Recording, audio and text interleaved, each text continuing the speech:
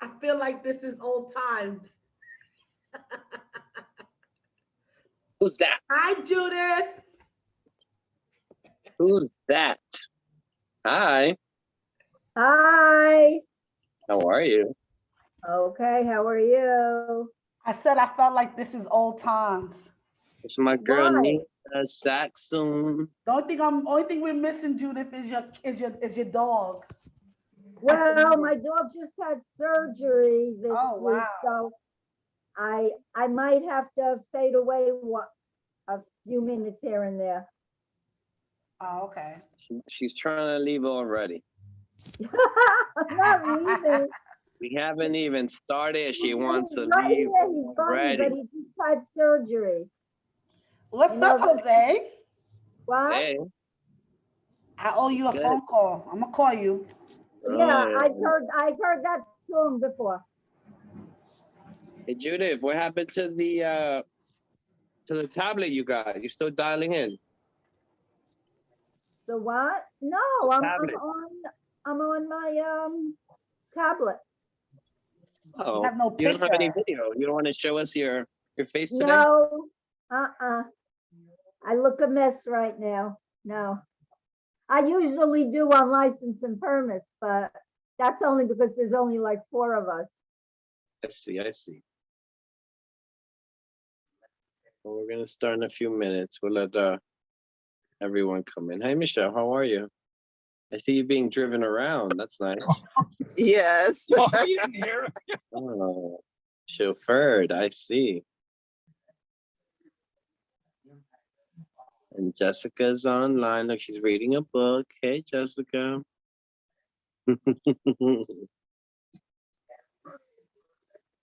We have Dawn online.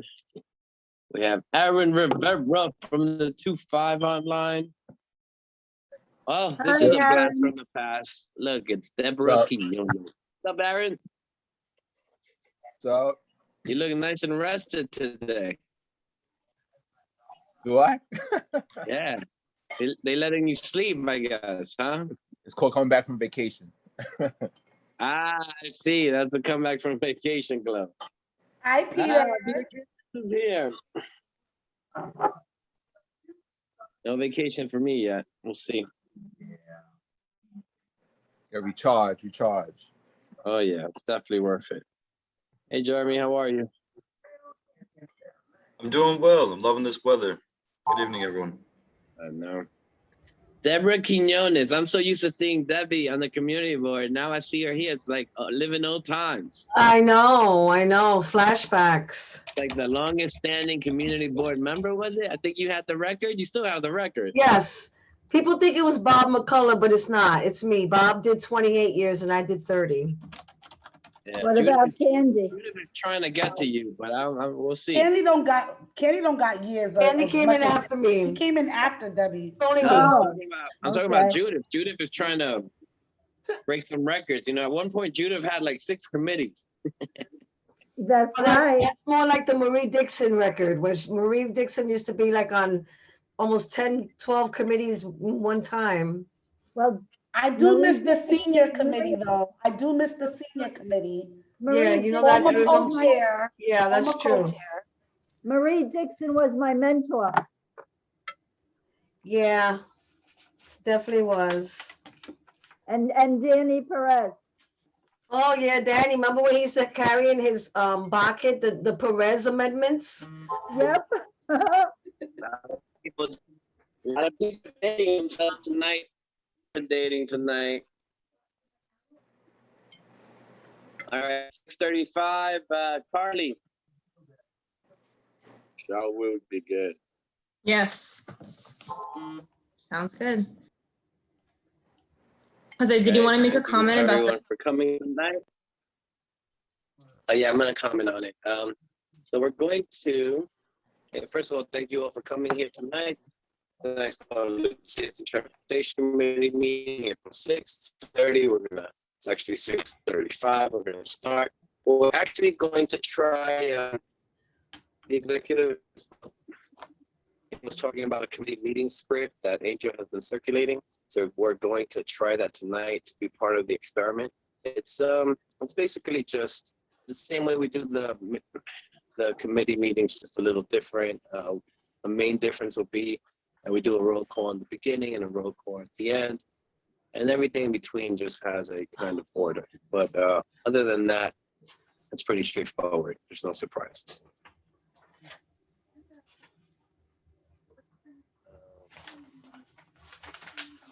You want to go over the ground rules, Carly? Sure. Okay, so we did redraft these ground rules, so a little bit different from what you remember. So first, no one may speak until granted the floor. 2, CB11 members, if you have a question about board business or wish to make a motion, please raise your hand through Zoom. If you click the participants icon, the participants panel should appear and you should find the raise hand function there. If you still have technical difficulty, you may click the chat icon and relay your difficulty to the staff, me. The chat function should not be used for CB11 business or questions about agenda topics. All such remarks should be made on the record by raising your hand through Zoom. Chat should only be used to alert us to any technical difficulties having or to state in writing information like an email address that was already stated aloud on the record during the meeting. Please keep your questions and your comments succinct and germane to the discussion. Members of the public, if you have a question or a comment about the subjects on the agenda, please raise your hand through Zoom and wait to be recognized.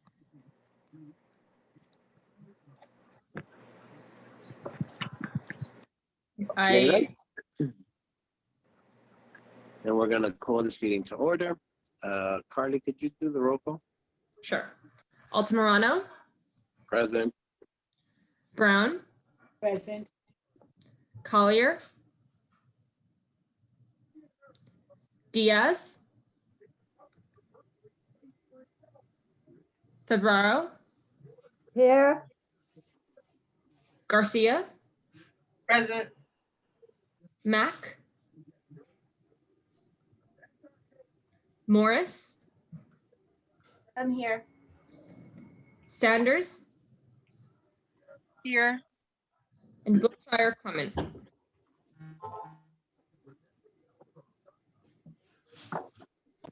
I'm here. Okay, thought you were. All right, a quorum is present.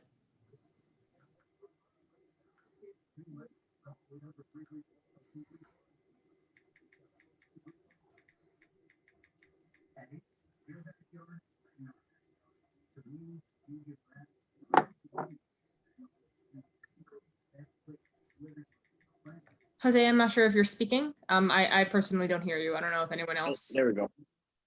I was just going over the new rules and I was curious. We adopt the agenda by, hold on, it's like a vote of no objection. So if no one objects, then we adopt the agenda. Is that correct? Yes. No objections. Yes, that's the way we're doing. Okay, so we are adopting the agenda by a vote of no objection. Basically, as long as you don't object, we will adopt the agenda. So does anyone object? No? Okay, so we've adopted the agenda. We cannot adopt the March committee minutes because we don't have them. We'll fix that. We'll just have to adopt both of those for next month. Okay, so next slide.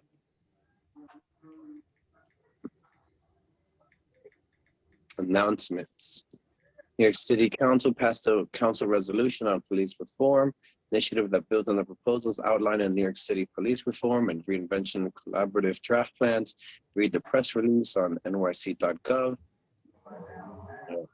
Okay, and CB11 will hold its full board meeting on Tuesday, April 20th, 6:30. Does anyone else have an announcement?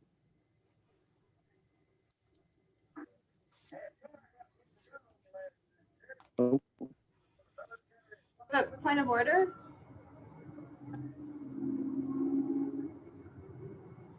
Jessica has her hand up. Go ahead, Jessica. Jose, point of order is the announcement section had previously been at the end of the meeting. Is that correct? We're now moving it to the beginning of the meeting with the adoption of the new meeting script? That's correct. Okay, great. Thanks very much.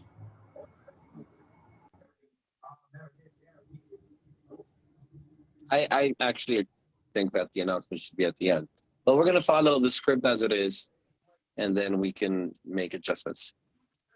All right, so then let us move forward. Informational updates. Sorry, I have a follow-up point of clarification. Okay, go Um, ahead. Announcements are, if there are announcements by committee members or members of the public, they would now happen at the beginning of the meeting. Is that correct, Jose? That's why I said if anyone has an announcement, raise their hand. Okay. I just want to hop in here and be clear that this is just a trial.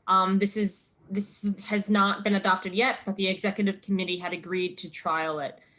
So the Environment, Open Space and Parks Committee was the first committee to use it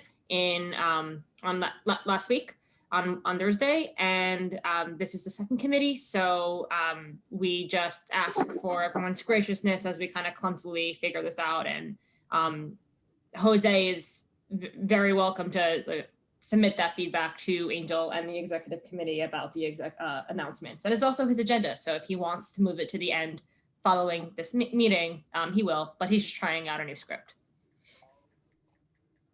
Yeah. Jessica, you were with us on executive, no? You were. Okay. They're now at informational updates. We have Peter Gibbons, 2-3. Thank you, Jose. Thank you, everyone, for the time. Officer Gibbons, Community Affairs in the 23rd Precinct. I'll begin. First of all, I'll just note that citywide crime is down among the 7 major categories, 15.1%.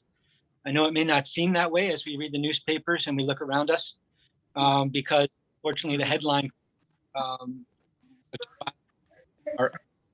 citywide, 19.5%. The only other major crime that is up citywide, LA, grand larceny autos, that's 15.6%. But shootings, which is not a major category of crime, falls under felony. So that's my quick citywide update. In the 23rd Precinct, we're down 12.3% year to date. And major crime, that's 221 crimes this year versus 252 in the last 28 days. We're down 4.2% in crime. But again, similar with the citywide numbers, we're up in violent crime. Our categories of murder, rape, robbery, and felony assault are up this year. So I will go through the various categories of major crime and discuss some of the issues involved. I begin with a very tragic update indeed. That we had a homicide, an unbelievably sad murder of a 29-year-old man on Monday night who was in the back of Poor Richard's Playground at about 109 and 3rd Avenue. And he was taking a break after work. He was a delivery man with his e-bike. He lives in the area and was just about to head home probably, but just taking a breather in between work and home. And someone came up to him and tried to rob him of his bike. Obviously, that bike meant everything to him. It was his lifeline. It was the means to provide for his family here and in Mexico. And he fought for it, and he paid with his life. The robber shot him once in the torso, and he died. Obviously, I can't say much more at this time. That occurred Monday. The investigation's in a very sensitive time right now. I want to let everybody know, though, 24/7, we're doing everything we can. The detective squad is working literally around the clock on this case, and has been ever since the call came in. We've put together a lot of evidence so far. We have ballistic evidence, we have DNA evidence, we have very strong video evidence, but I can't say much more than that. The leads are strong, but I can't say much more than that at this time. And I just ask for everyone's patience. We've been talking with the family.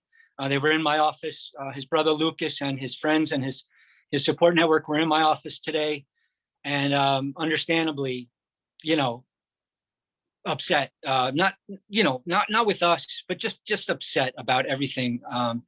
And we just tried to assure them that we're doing, and we will do everything we can to get justice for Francisco. His name is Francisco, it's just it takes time. Just to remind everyone, I probably said this before, when it comes to major crimes, to put together the ironclad case, it takes a lot of time. Sometimes we even know who our suspect is, and we may even have probable cause. But to secure the ironclad airtight case requires that he not or she not know that we know that, while we do our due diligence and our investigative work. So we are doing that now. And I just want to ask for the community's patience and the family of Francisco Villalba. I ask for their patience. We spoke with the Mexican consulate who's helping as a liaison and a go-between between the community and us. And they've been excellent also. So that's where that stands. And I can't say any more at this time, but obviously I will keep everyone abreast if there are any events in the case that I can share. That was our murder for the last 28 days. We had none the year before. We had 2 rapes in the 28-day period, none the year before. These rapes, in both cases, the suspect was marginally known to the victim. So, you know, it's not a stranger rape. It's sort of an acquaintance rape, but it wasn't, you know, there weren't strong relationships here, unfortunately. Robberies, we had 6 this year versus 12 last year. No consistent MO, no consistent victim profile, and robberies are down 6 versus 12. Felony assaults about even. We've had 20 this year versus 22 last year. DV, domestic violence, sadly accounted for 9 of those felony assaults.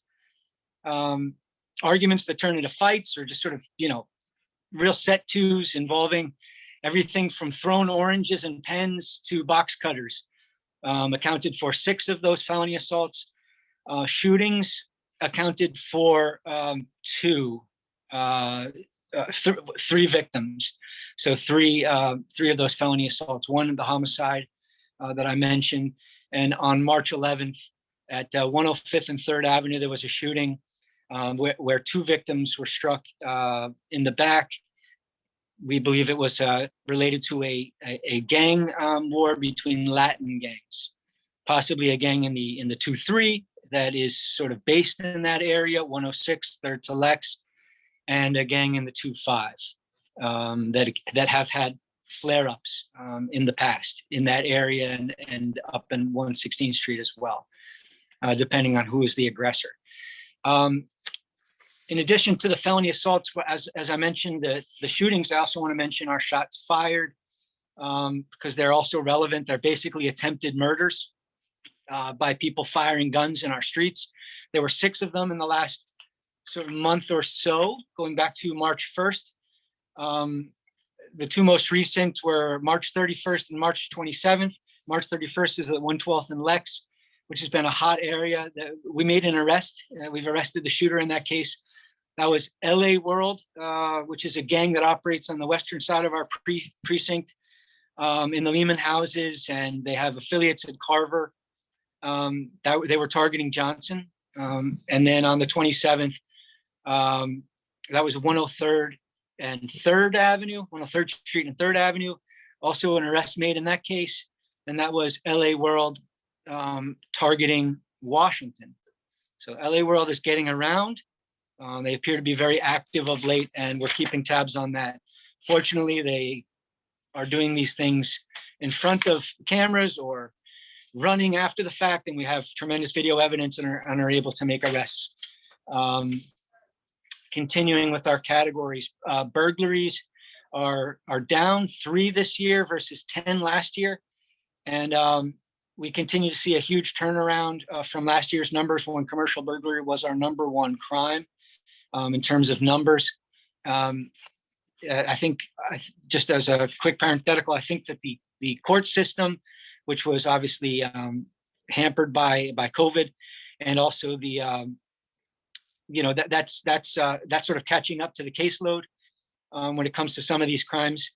And especially when it comes to commercial burglaries, as I mentioned umpteen times, a lot of these burglars were released because it's a nonviolent crime, and under the bail reform laws, they were released. So what they were doing was assuming that it wasn't really a serious crime anymore, and they were doing the crime 6, 7 more times, and we were arresting them every time. So now when they're finally coming to court for that very delayed appearance, the judge is now seeing that they've got 5 or 6 or 7 or 10 burglaries on their arrest sheet for the year. And a lot of those burglaries committed at the same locations. So I think the judges are getting a fuller picture of the person's intent. They are chronic and they are serious and they are career burglars. So now they're doing some time when they're actually showing up for these later court dates.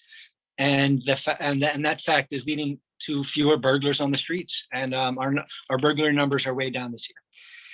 Grand larcenies, 30 this year versus 23 last year. It kind of runs the gamut. A couple of things stand out. Unauthorized charges on debit cards and accounts. We have to just be mindful that, again, the scammers are out there, the identity thieves are out there. Please keep track of your financial records. Check as often as you can. Sign up for all sorts of alerts on any account or credit cards that you have. Unattended property, major issue in the past. As people come back to the office, we're noticing that people are putting their handbags, their engagement rings, their wallets in filing cabinets again, and assuming they're going to be there at the end of the day. So not necessarily. Please be mindful of that. Be careful. And one more category: catalytic converters.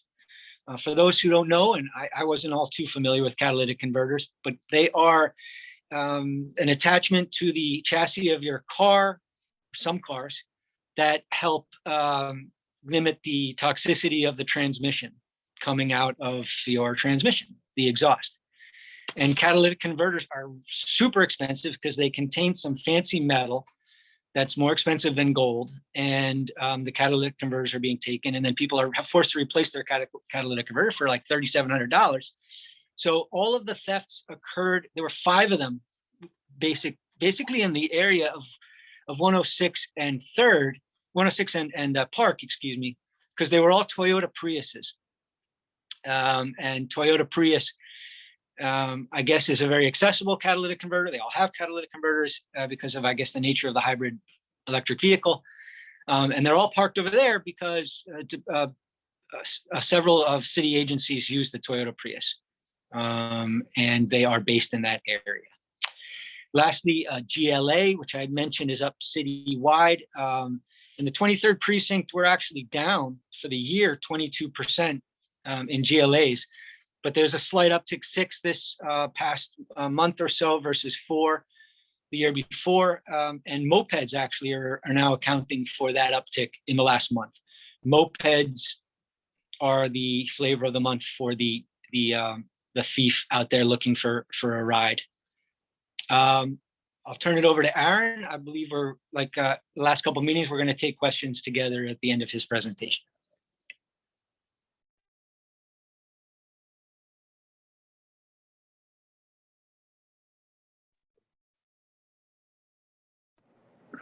All right. Hello, everyone. All right. I'll just go over the 28-day, the 2.5. So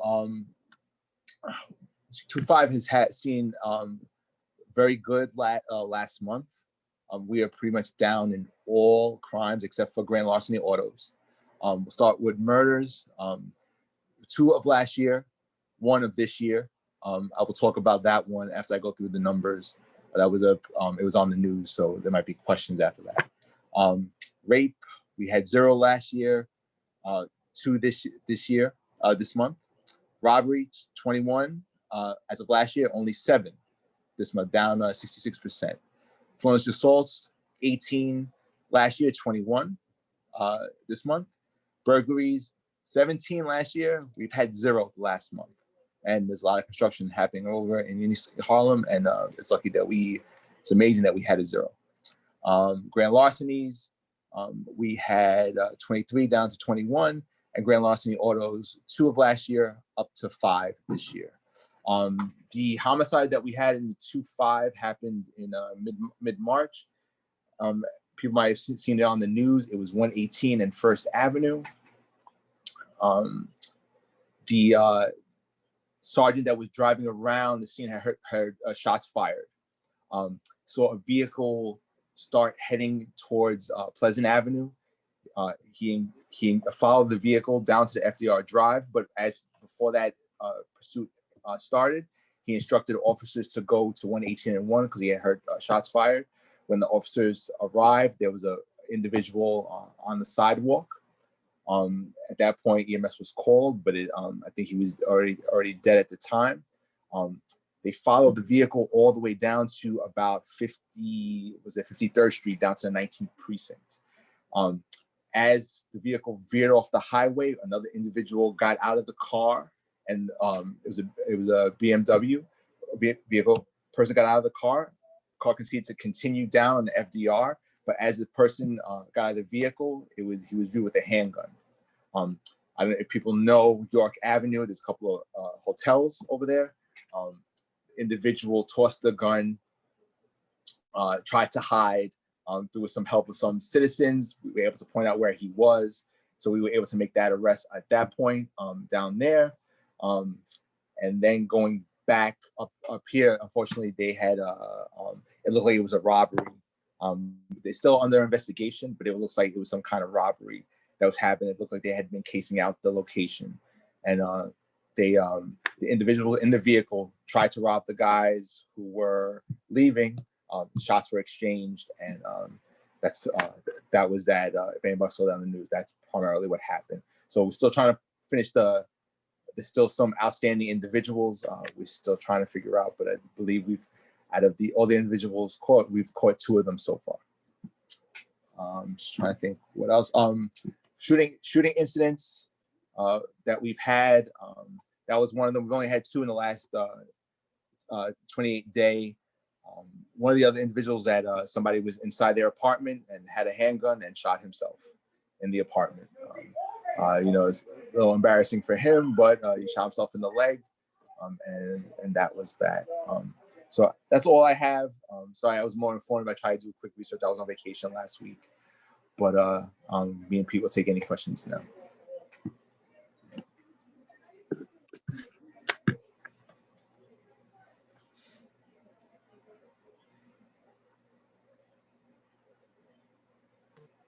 No.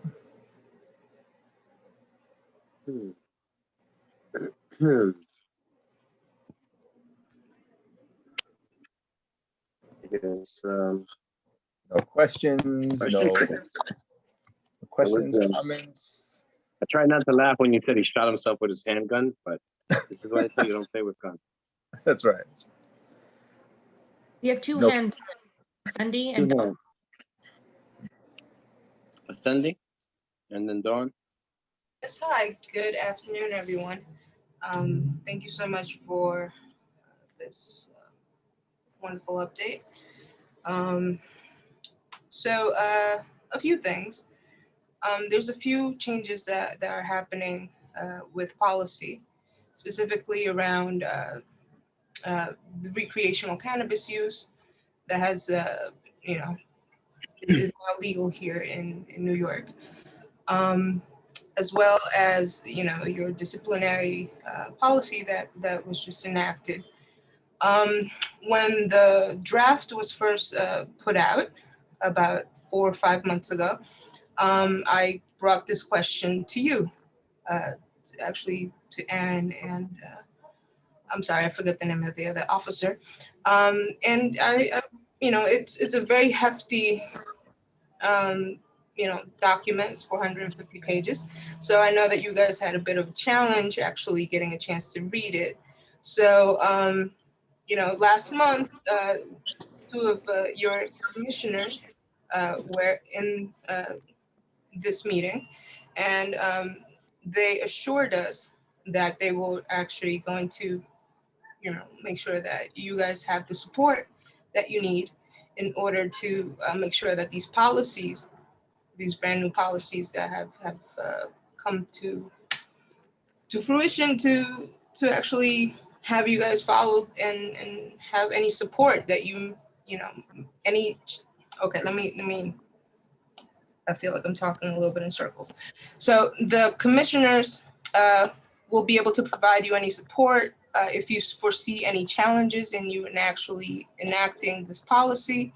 So, you know, I would really appreciate it if you could share a little bit of any challenges that you may have to actually see and use this policy.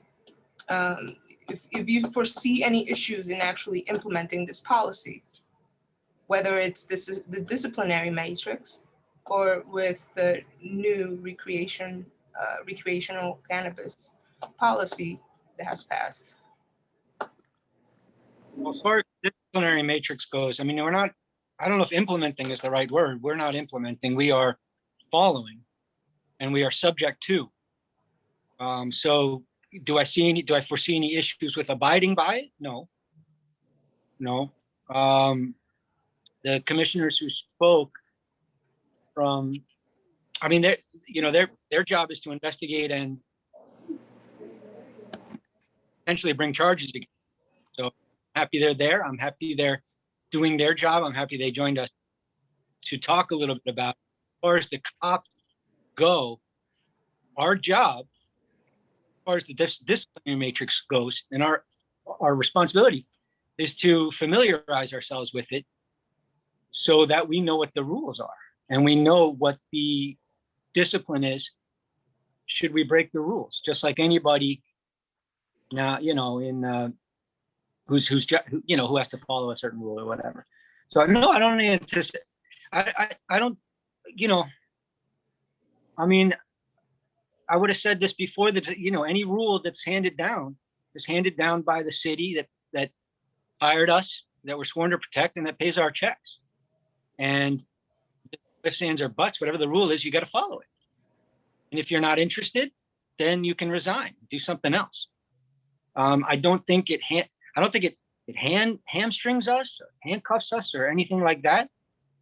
From what I read when I read through,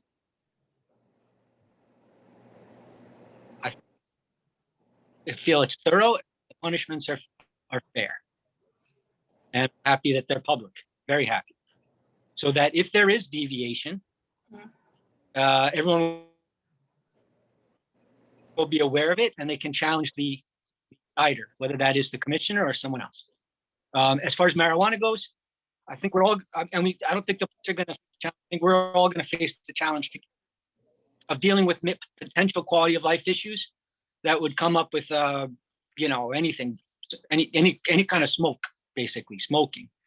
As people smoke marijuana, you know, as people congregate, smoke a lot of marijuana, people are going to be affected by it up in residences, on the street. Is it going to bother people? Is it going to bother their respiratory? Is it going to explain respiratory issues and stuff like that? And we may get a lot of complaints about that. And our guidance is, unfortunately, we will be basically treating marijuana cigarettes. Anywhere you're allowed legally to smoke a cigarette in the city, you're now allowed to smoke a marijuana cigarette.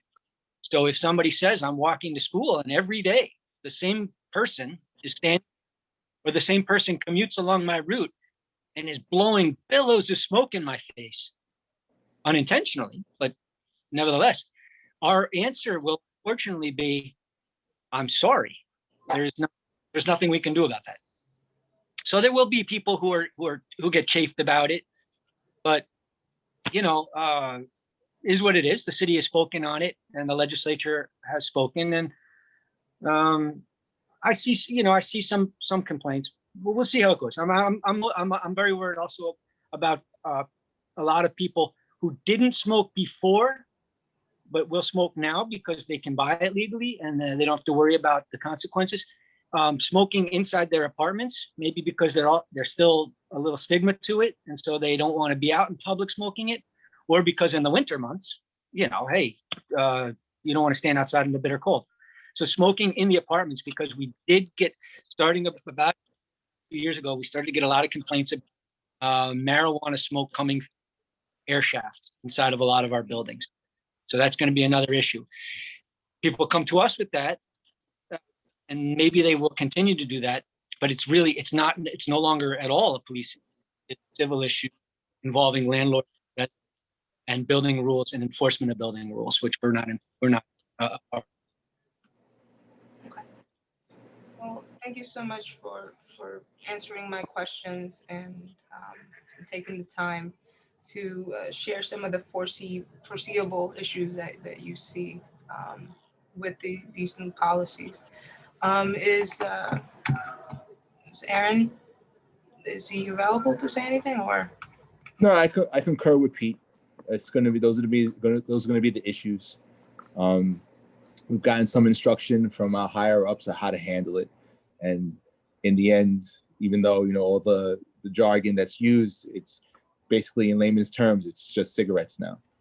So a lot of these things with especially in the buildings, it's going to be a lot of landlord tenant issues. Is it going to be? I know some buildings are already non-smoking. They're going to have to maybe change their bylaws to kind of incorporate marijuana smoke as that, so there's no people aren't able to distinguish, well, it's marijuana, not regular cigarettes. It's going to fall on everybody else and all other agencies now to I guess coexist with this new element in our society. Absolutely. Well, thank you so much for your time. I really appreciate it. And Thank you, Sandy. Dawn, you had a question? Yep. I first want to say thank you so much for coming to see us so reliably every month. And I look forward to getting out this Saturday for the graffiti cleanup. I think that's going to be great.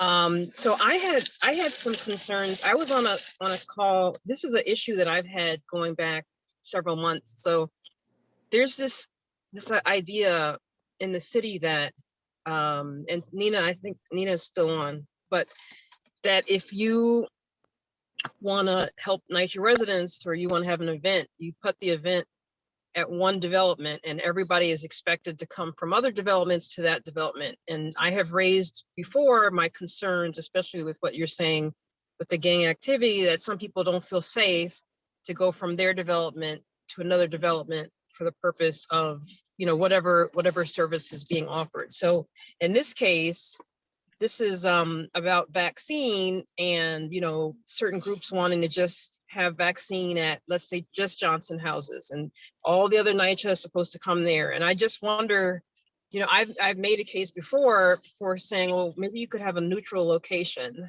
if you expect NYCHA residents to travel, especially now that anybody over the age of 16 can get vaccinated. So I just wonder if you have any thoughts about, whether the city should have like a central location, understanding that people are concerned about crossing from one development to another. Like, I don't know if it's just me who's worried about this, but just wonder your thoughts on that. I think the city's not so concerned about neutral territories at this point. In a sense, they're just trying to get vaccine. I think the thing with COVID is that vaccine is just, they're trying to get the vaccine into so many arms right now and to all walks. So they'll put a location. It's like, okay, fine, let's put it here. They don't come to us and ask, like, what do you think about putting it, with the after effects? They don't. I don't think they're not aware of the elements that surround, like, okay, you put it here, people from Johnson are not gonna be able to go, or people from Wagner are not gonna come to Johnson to get their vaccine. So I think that's I don't know who to talk to about that. Who makes those decisions? I don't know if that's an OEM decision about where this goes, or somebody in the mayor's office is making those decisions. I can inquire to see, who makes that, but I don't think they're taking into consideration that the elements or the dynamics of the neighborhood. They're just trying to get vaccine out. Right. On what you listen to. I'm so sorry. They called a meeting to tell us that the cancellation rate was between 50 and 70%. And they're like, we don't know why. And I'm just like, You really don't know why, you know. So anyway, I don't, it's not actually an action that you need to take, because I think you telling us and us telling the agencies should be enough, you know, but I don't want to give you any extra work to do, but I just wonder what you thought about this whole idea that, you know, people can safely go from one development to another. If it was successful, you wouldn't have a 70% cancellation rate. People would actually be doing it, and they're not. So I could see a factor, Don, of course. There are locations your properties. say again, Officer Gibbons. Are there locations that NYCHA residents can go to that aren't on NYCHA property? I think there are, but nobody asked me.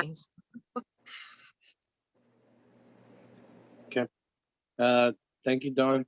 Diane, we have, actually, Don, we'll follow up with that, because obviously these agencies don't know the intricacies between the different NYCHA housings, and we'll make them aware of that.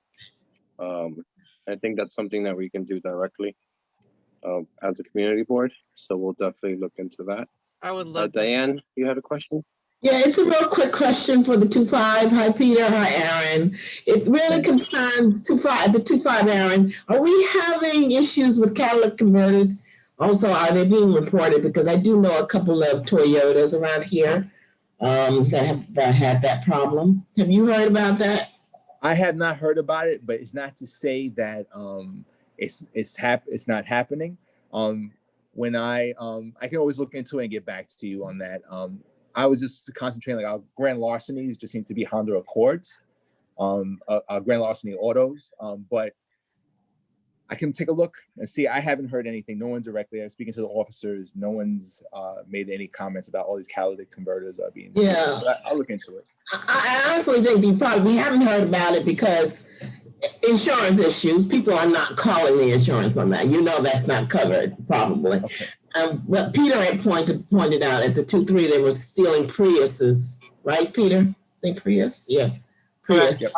5 were stolen from Prius. Yeah, which are pretty much company cars as compared to, you know, private cars. So I would just suggest that people are not reporting it and just go ahead and just get it fixed. But it's a very costly repair.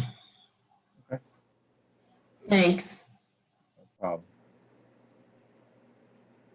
I had a couple questions from the public. Taina Traverso. Don't be afraid. It's Taina Traverso. Can you hear me? Yes. Okay. Actually, I want to touch on 2 things that were discussed. The first one has to do with marijuana. And the marijuana, actually, the policy that passed was statewide, but not federal. So there are public housing that are federally run. So it's federal grounds. And there's no smoking that's supposed to be allowed. So that's the first thing.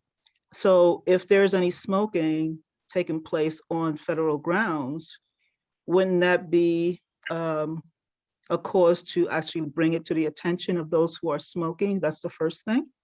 And then those who are non-smokers or have some kind of problems with their congestions, we don't know what's in some of these cigarettes, right? Where there can be fentanyl and so forth. And as a result of that, it can also affect those who are non-smokers. So isn't that the case? So how will that be handled?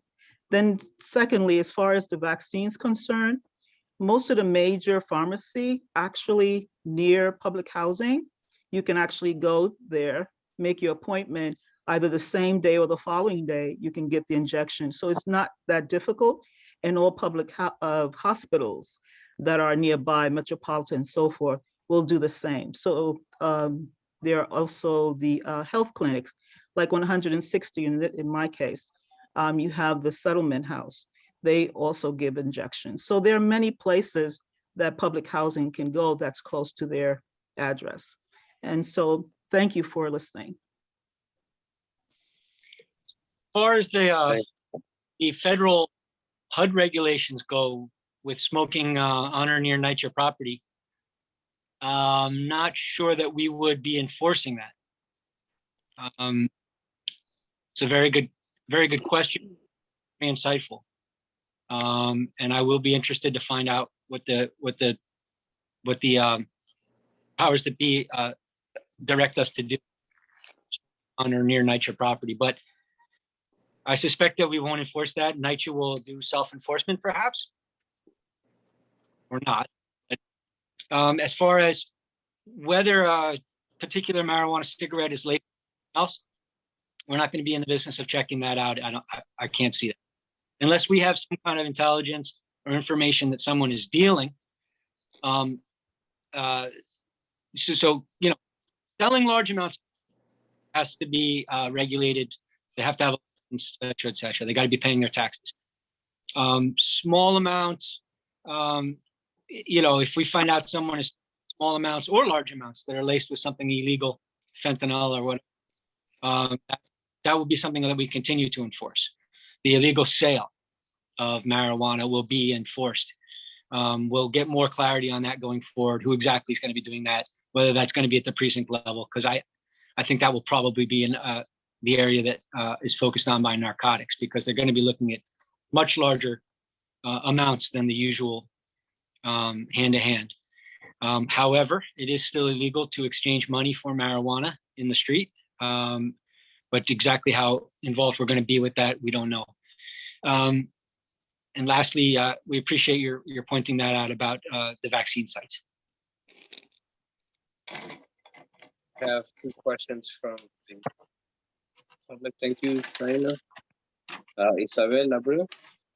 And then after that, Joni Esserman. Hi. Hi, everybody. Isabel Abreu, community liaison from the Manhattan Board President's Office. And my question is for the 23rd precinct about the case of Francisco Villalba Vitinia. This is nothing like case exclusive, but more like, is this like a concern that maybe for the deliveristas with these e-bikes that maybe they're like an easy target, that there might be a market, that these bikes are probably being stolen, and that, you know, this particular group in our community might be seen as an easy target, and that there might be a market for these e-bikes, creating like a dangerous situation? Is there like that possibility? Is that being evaluated? And is there like the idea of maybe addressing how to help people stay safe in these situations? So e-bike theft has been an issue in the 23rd precinct and many precincts around the city for a long time now. There is a market for e-bikes, huge black market for e-bikes. These things cost $1,400 to $1,700. And so they are stolen at a ridiculous rate. We had a major issue with that last year. We had to go to every single store that does any deliveries, every single restaurant in the precinct, and give them tips on how to secure their property when they're making deliveries, etc. Robberies, like violent robberies of electric bike riders, has not been a thing. So I'm praying it isn't a trend. Sadly, in this case, there was an opportunity, because the evidence seems to suggest that this person, Francisco, was alone in an area way in the back of playground in between Franklin Plaza and the Tito Puente School. That's just kind of a real dead zone at that hour. You know, darkish. There was no one else around, and perhaps that's where he wanted some peace and quiet. And somebody.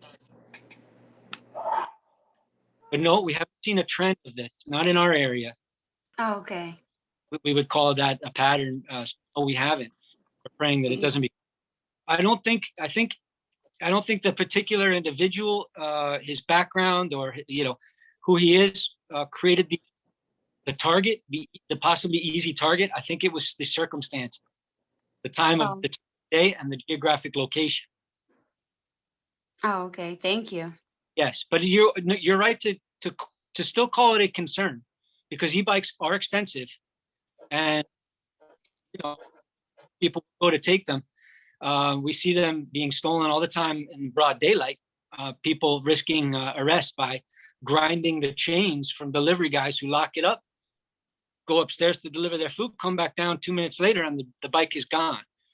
So people do want these things, but the robberies have been few and, robbery meaning the use of physical violence to take property from somebody.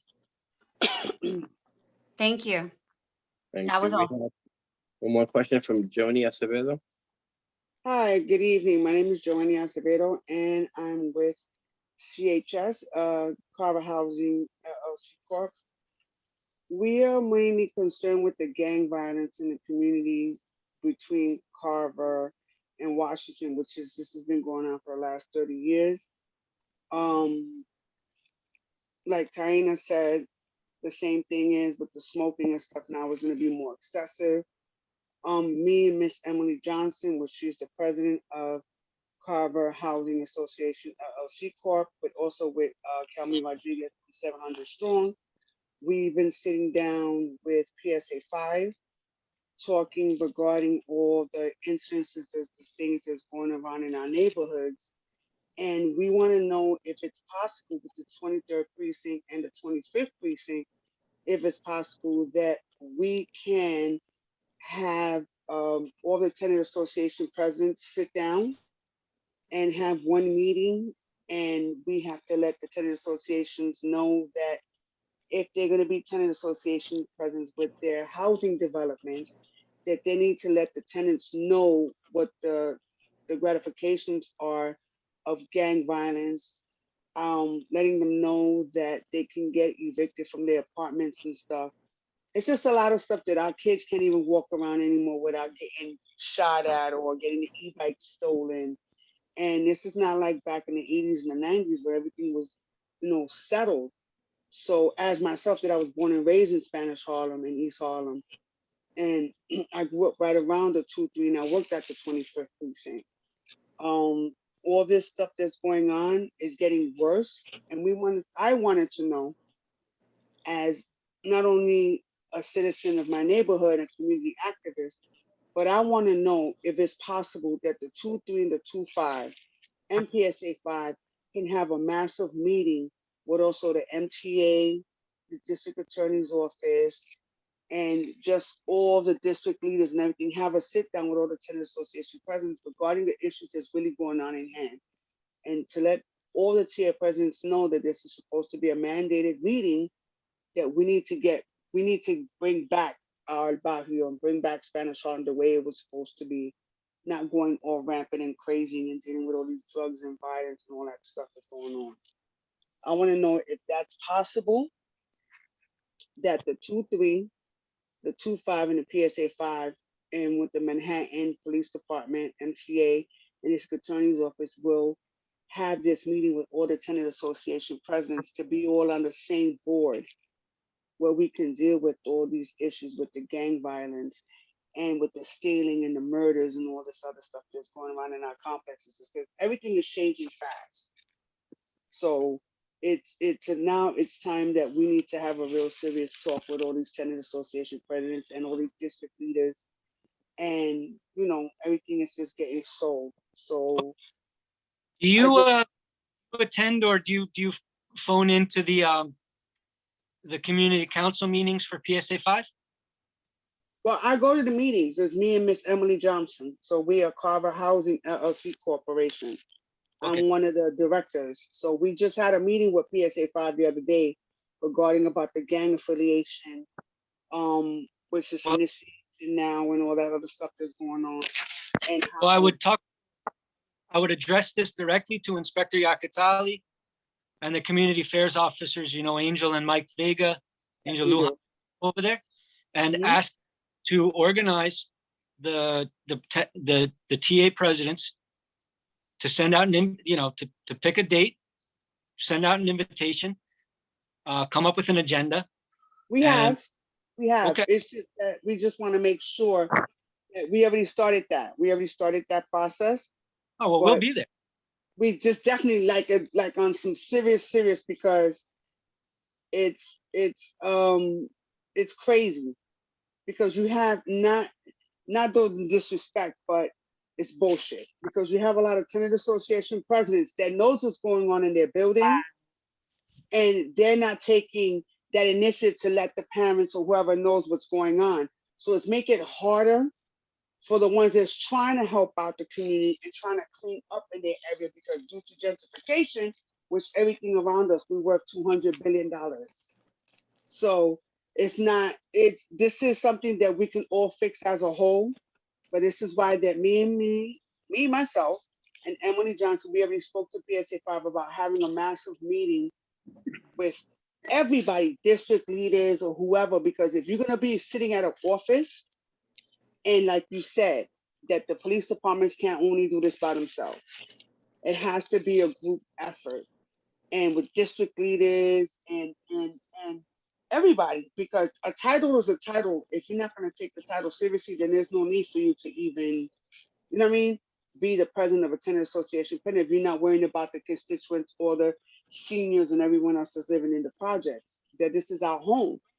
But we've been trying to get that done, and I'm glad that I came on tonight, because I think that this will be an asset for community board meet, community CB11 come along, and we just try to get everything done and get this organized and take back what we need to be taken back. Because we could talk about this and be for real. We could talk about this all day, and the police department can do but so much if the presidents of the tenant associations and the district leads don't get off their ass and come to the meetings, and it's not going to be. Jenny, I'm sorry to cut you off, but I actually very happy that you already started that with the PSA 5, and I just want to let you know that please keep us informed of when this meeting will happen, so that we can not only be part of it, but we can also circulate it to make sure that all parties that are necessary can be a part of it. Yes, because it is a very important subject that we're consistently bringing up in this committee. We have one more question from Nina Saxon, and then we're going to continue on with our agenda. This will be very quick. To all of the NYPD precincts that are on this call, the actual TA president for Carver Houses, his name is Sean Commodore. So just to let you know, he is the president of Carver Houses. I currently sit on that exact board. And if there's any questions about any meetings with the 23rd precinct, the 25th precinct, or PSA 5, I will surely suggest that you contact him, because he is the voice of Carver Houses. Thank you so very much. We are Carver Community Housing Association. We are another entity.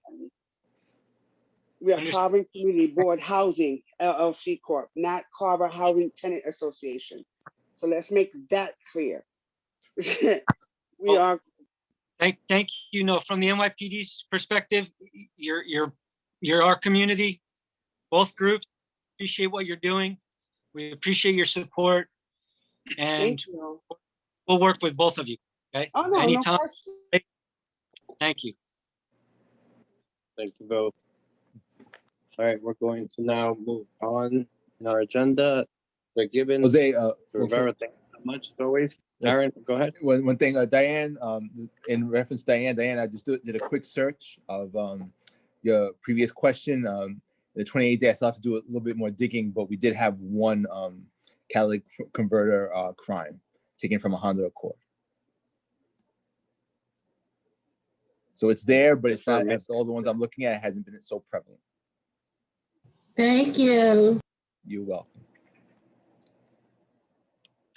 All right, guys, thank you so much for being here as always, and keeping us informed. Next, we have Jeremy from the District Attorney's Office.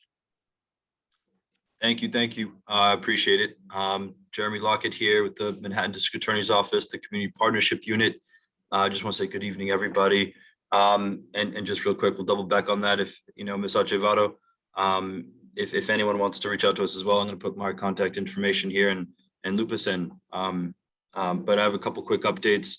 A couple weekends ago, we hosted a gun buyback with the NYPD in Washington Heights, West Harlem, just on the border. at Convent Baptist House.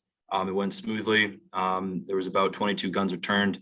I don't have the breakdown on me, but I can get that to whoever's interested, because that is very important, obviously.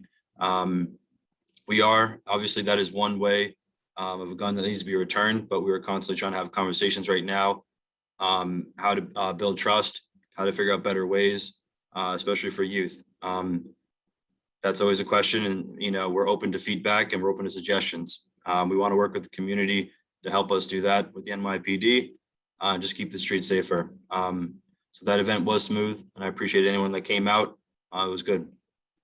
Our Harlem office is open. It's open on Tuesdays by appointment. Our witness aid service unit is there if anyone needs assistance, whether you're a victim of a crime or a witness. Again, so I'm going to put that contact information there in mind. So just please feel free to reach out. There are a couple things. I know a couple meetings that will be going on in the next few weeks discussing the summer. Warm weather is obviously good, as I said at the beginning, but it means people are going to be out, and we need to be focusing on some issues that may arise. So more to come on that. That's about it on my end, everybody. Thank you, Jeremy. Do you have any questions for Jeremy? I do. Diane? What's going on? Okay, Jeremy, I have a question about Asian hate crimes. Have you gotten a lot of reports from the DA's office in East Harlem? We do have a significant number of Asians, particularly in Franklin Plaza. Peter, I see you on the call. I should have asked that question also of Peter 2-3, but let's start with you, Jeremy. So I think that they could probably answer that a bit better as far as something that's being any arrests or things that are being occurring right now in East Harlem. It's obviously a huge topic, and it's an uptick throughout the city. Right now, whether it's Lower East Side or East Harlem, we're going to be meeting with the mayor's office of hate crime to figure out how we can get elected officials and on a meeting for East Harlem particularly. But I cannot answer if there's a trend going on for East Harlem, and I do want to pass that off to Officer Gibbons to better answer that. I don't believe so, but he can better answer that.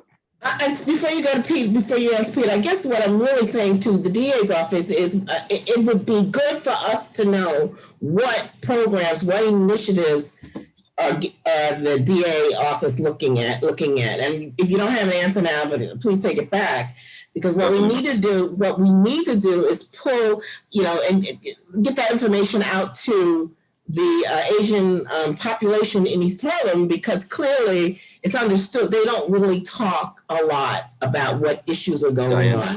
I completely agree.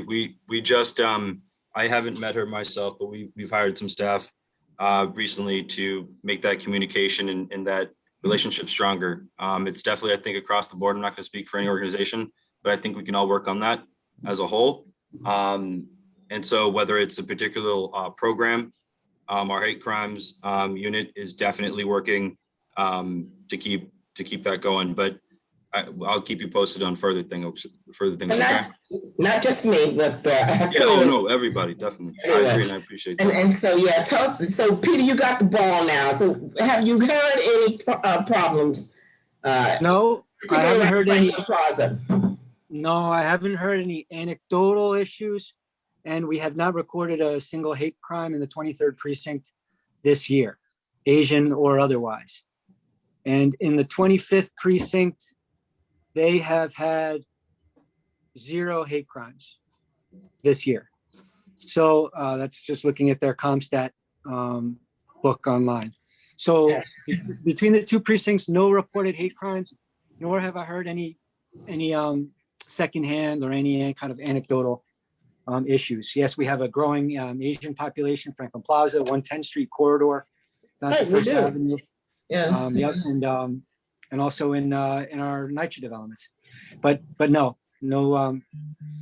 crimes in the 23rd or the 25th precinct this year. Thank you for that. So Xavier asked a question real quick. What about the pro-tie worker that was attacked? So because you're Asian, because you're attacked doesn't necessarily make it a hate crime. It's not just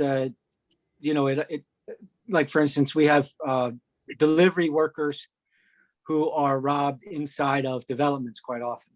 unfortunately, very sadly.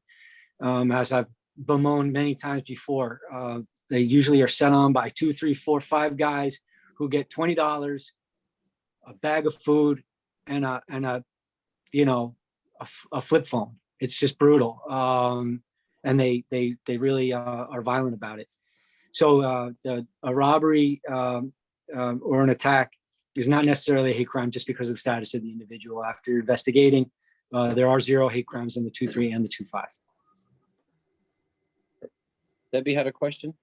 Yeah, excuse me, sorry. So I just wanted to ask about the, I'm a member of the Trauma Innovation Coalition that comes out of the District Attorney's Office. And I just wanted to say that I'm very pleased with the work that they're doing and the vision that they have for addressing the issues around trauma. And we're really excited about how this is going to impact East Harlem.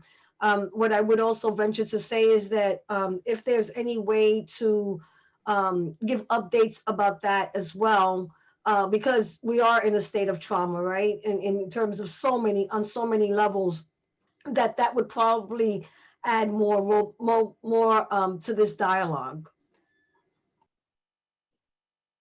I'll definitely follow up with you, Debbie. In the group. Thank you. And I'm sorry, and for those that don't know, the Trauma Innovation Coalition is an initiative from the District Attorney's Office that they have received some funding where they have created a center that can serve as an alternative site for incarceration for folks. And it has, what they want to do is have a place where people can kind of just go and engage in alternative methods of de-escalation, as well as just survival, so to speak. So they're going to have yoga, they're going to have mental health counseling, they're going to have educational things going on. So, we want to make sure that that money is used to its fullest. Even though the initiative was like 4 years, the Trauma Innovation Coalition was at the tail end of this project, but we feel that it's the most important opportunity to kind of bring this issue to light, because not a lot of people talk about the impact of trauma. Thank you, Debbie. All right, Jeremy, thank you so much for your update. Thank you. It was a pleasure. See you. We're going to move on to DOT. We have quite a few items with them pending. Good evening, everyone. Lyle Blocker from DOT. Just one quick update for me. Then I'll pass over to my colleagues to talk a little bit more about the upcoming project we have on Randall's Island. Quickly, just wanted to mention our milling and resurfacing season is underway. We're currently in Lower Manhattan and in Midtown. We should be in Northern Manhattan and in the CB11 area sometime probably, I'd say late spring or early summer.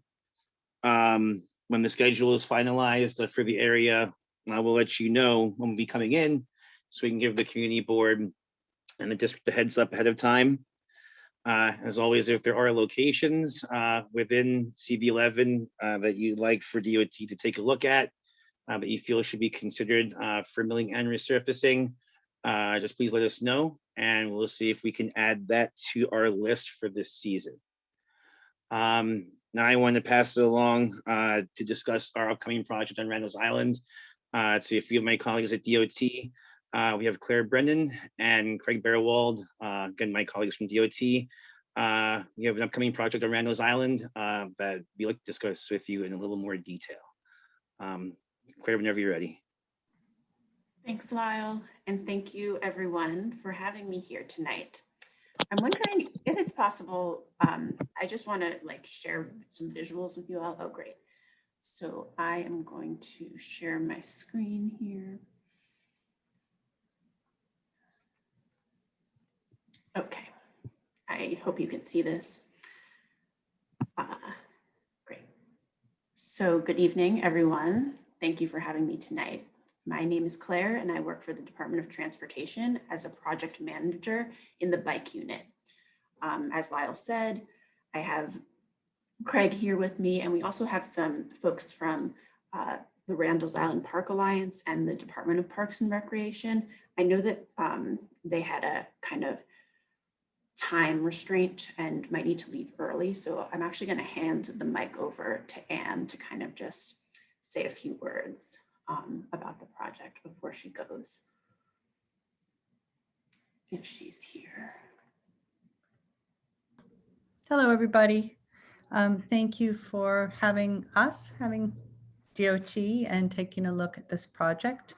We have had concerns about bicycle and pedestrian circulation at the park, hoping to improve it for some time. And then in the last year, especially with the year we've all been through, we're happy to say that we've seen just incredible increase in park use, specifically by people coming from the adjacent communities. In other words, not people coming for a concert or people coming for even permitted field play or coming by car, but rather people bicycling and people walking. And we have bike and ped counters that do a pretty good job. They go down sometimes, but they do a pretty good job of measuring the bicycle and pedestrian uses. And we are currently trying to confirm our numbers for March. It just ended, but it looks like really across the board, we have 3 times the usage coming across both the Bronx Connector and the 103rd Street footbridge that we did a year ago today. And that has been true, numbers at or close to that have been true for the last year, even without even our public events, our big events, without permitted usage.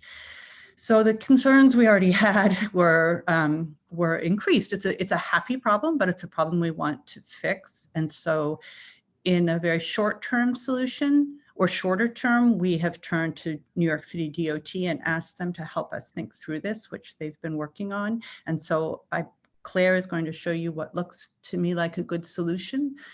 We are also, Randall's Island Park Alliance in particular is also working on raising funds to make an even more permanent bicycle and pedestrian solution to some of these problems, but we think we have something good that can happen more in the short term. So I guess I would just voice our unconditional support, our concern for the safety of the bicycles and pedestrians at the park. I don't know if,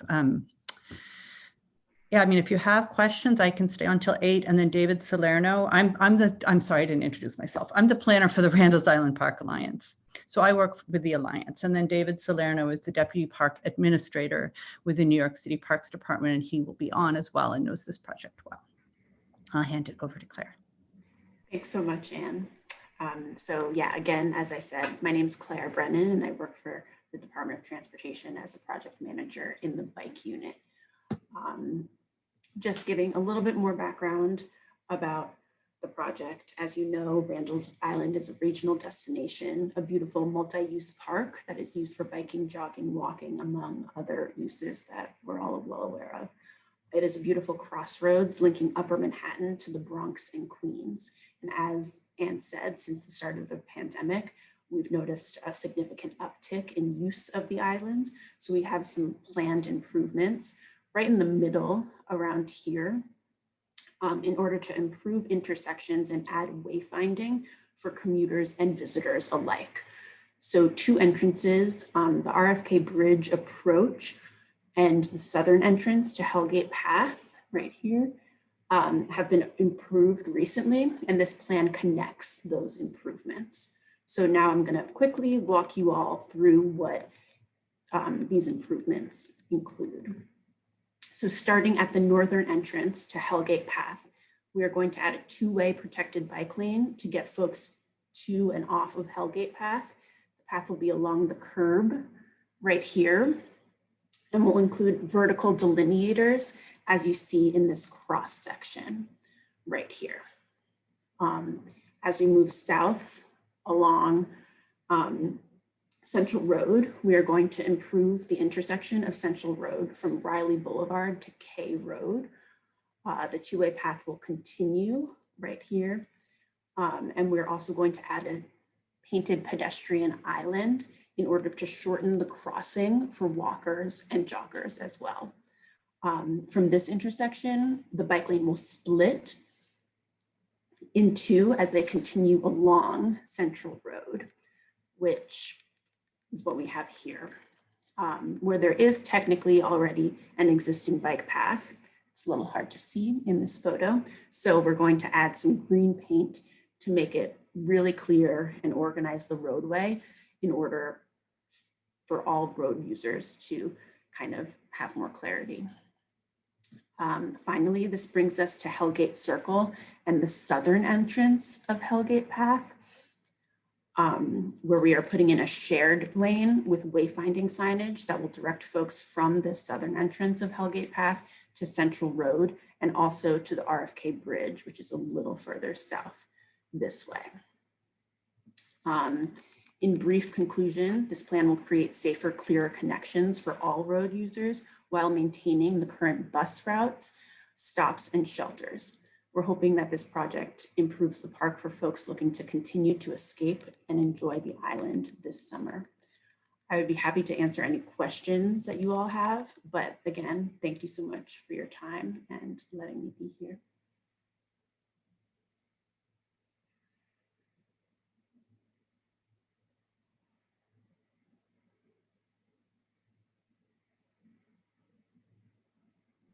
Do we have any questions?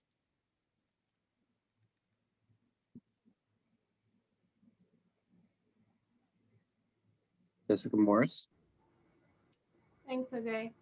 DOT, it's wonderful to have you here at one of our meetings. Thank you. Good to see you. And my question is, this project came about because of the relationship with Randall's Island Park Alliance, or it was on the agenda already for DOT and has been kind of prioritized because of the increase in usage? Thanks, Jessica. Again, happy to be here. Yeah, this plan actually was kind of in the works for a while, and with the uptick that we saw, it was really significant. We kind of moved a little bit, moved the project up a little higher on our priority list, I would say. And when do you expect to be fully operational, implemented? What is your timeline for completion? Another great question, thank you. We are installing this project in the spring, so it will certainly be fully operational by summer, hopefully early summer. Of this year, 2021? Yes, ma'am. Thank you. Okay, good. When you dust it off the shelf and roll it out, it seems to happen fast. That's exciting. And it's good to see connections and investment happening. And maybe this is a question for you. A couple of times I live 2 blocks from the 102nd Street footpath, footbridge, but I always get lost when I cross that bridge, even if I just go to see the horses. I know signage is not easy, especially if you get onto the other side of things. There are areas where pedestrians are not welcome, where pathways end. It's a little bit scary being in the city and being lost on an island. So, you know, wayfinding is a part of bicycle safety.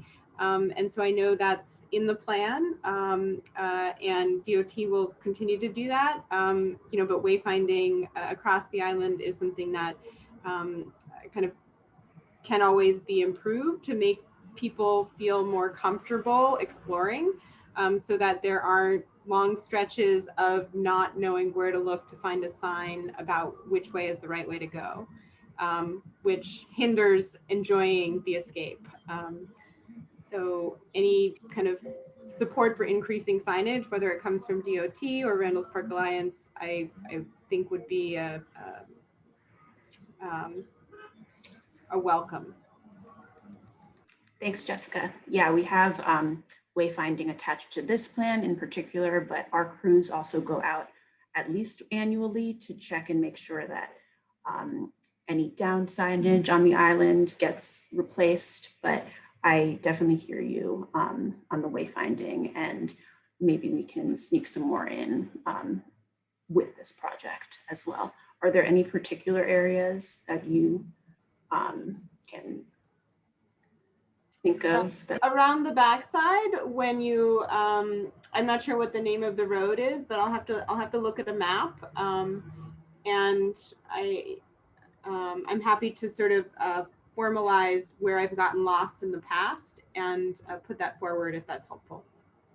Yeah, if you send it to Lyle, he can get it to us and we can try to incorporate that, if not for this project, but when they go back out for their annual check-in, for sure. Thank you. Thanks. Cindy also had a question. Yes, hi. I thank you so much for your presentation. Actually, I've seen you give another presentation back in at the MLK Junior Towers pre-pandemic. It was an excellent presentation as well. I'm very grateful that you guys have dusted this off and are actually putting forth resource, time, and effort to make the island a bit more accessible.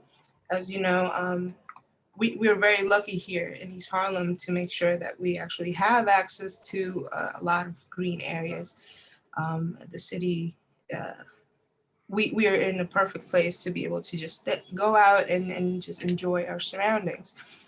You know, as you may be aware, you know, we are also having some challenges with the island itself.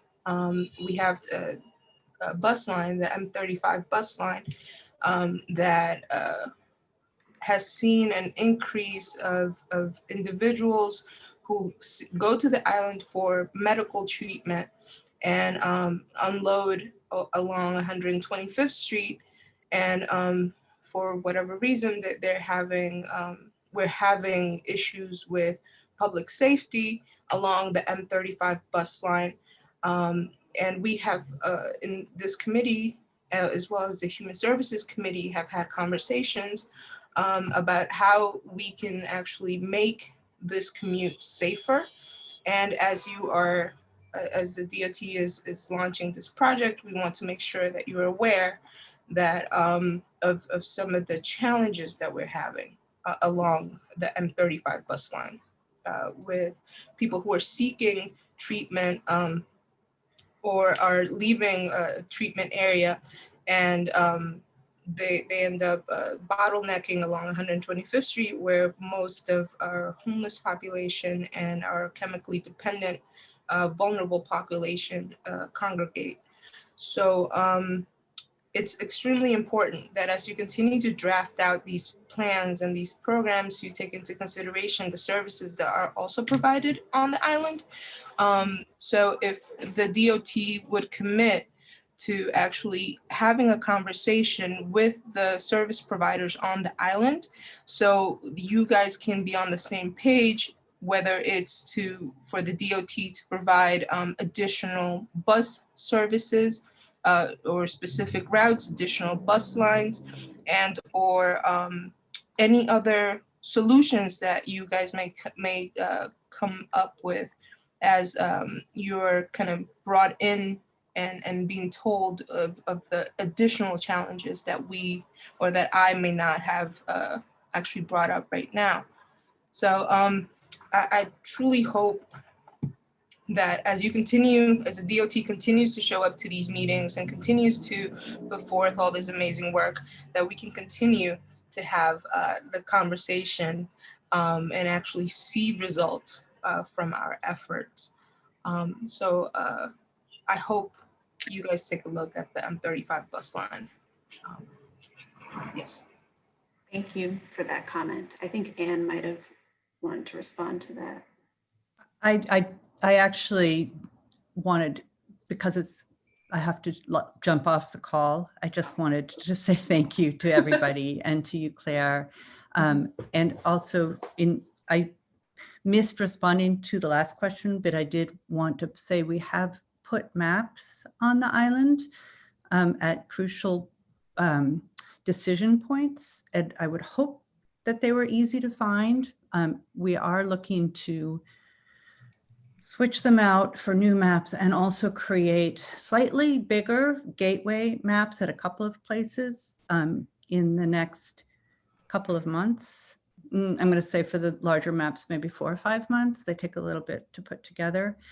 So hopefully that helps. And then the last thing would be to suggest that we do have a pretty usable map on our website, randallsisland.org, which is you can download and print on PDF. We usually have them available at the park and try to distribute them, but this past year we've been wary of distributing things that people touch because everyone's been spooked by that. So we'll see, we'll probably be printing them and having them available in little kiosks at the park as well this year. So I'm sorry, I don't mean to interrupt. I wanted to finish and then I'll let you all carry on. I just want to say thank you again. Thank you, Ann. I was actually just on your website looking at the map. It's pretty detailed. Thank you. Thank you. We're open to feedback. Thank you. Thank you all. Debbie had a question? Yeah, it's actually more of a suggestion in terms of, you know, and this is to Ann Wilson and to Claire, that when you think about, you know, revisiting or redesigning these signs, that you may want to use it as an opportunity to engage East Harlem artists, you know, in maybe, you know, designing or participating in that process, because then you can also utilize it as a kind of artistic journey throughout the island. So that's just something to consider. Thank you. I love that idea. Thanks, Deb.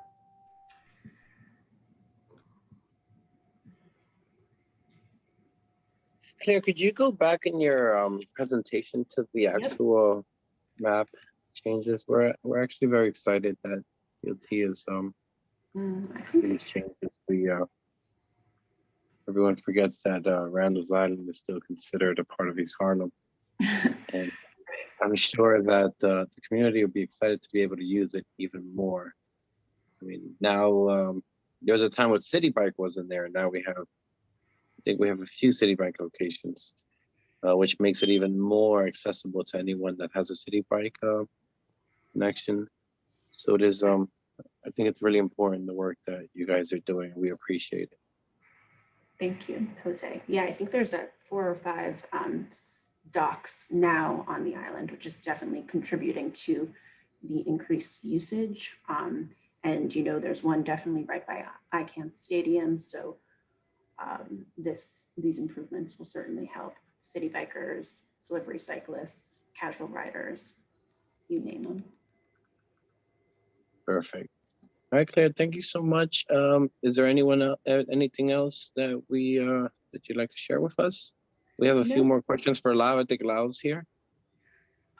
Yeah, any questions that come up when you all are, you know, eating dinner tonight can be directed to Lyle, and I would be happy to answer them through him, absolutely. But I appreciate your support here. There was a question right now in the chat about how the map a map will ensure our community that has problem with their eyesight. So I guess an accessible version of the map.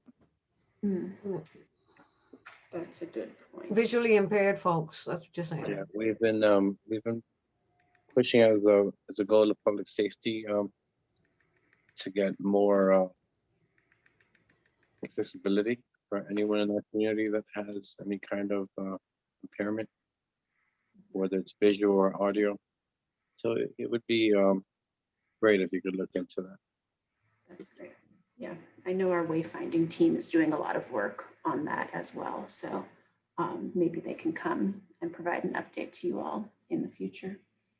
Great. Thank you so much, Claire. We appreciate you being here. Thanks again for listening. Have a good night. You too. Mr. Lyle, are you here? I'm here. Beautiful. How are you tonight? Good. How are you? Good, good. I believe Carly had asked you last time. Diana Yella, our councilwoman, was here. And she had spoken about some DOT changes that we were, nothing in specifics, but for 117th by East River Plaza. Mhm. And I think Carly reached out to you prior to the meeting to see if we hadn't heard of anything directly from DOT in terms of what that would look like, or what the what's the concept that you guys are thinking of doing. That we're still, oh, sorry, go ahead. No, go ahead. Oh, no, I was gonna say, we're still having those conversations. Internally, we're still trying to flesh out what exactly the project is gonna look like. Ideally, it's gonna be pretty much centered around pedestrian safety by the 117th Street portion. So the focus would be on trying to make that more pedestrian friendly. We have a few ideas, but nothing really set in stone as of now. So we're having those conversations with East River Plaza, the council member's office, and internally. The plan is to come back to the committee at some point. I want to say by June, ideally, when we have it more fully fleshed out. But nothing specific where I can tell you now. But we're working on it. And we should be back having this conversation with you, I'd say in the next, probably, I'd say maybe the June meeting is probably what we're aiming for as of now. Okay, that's good to know.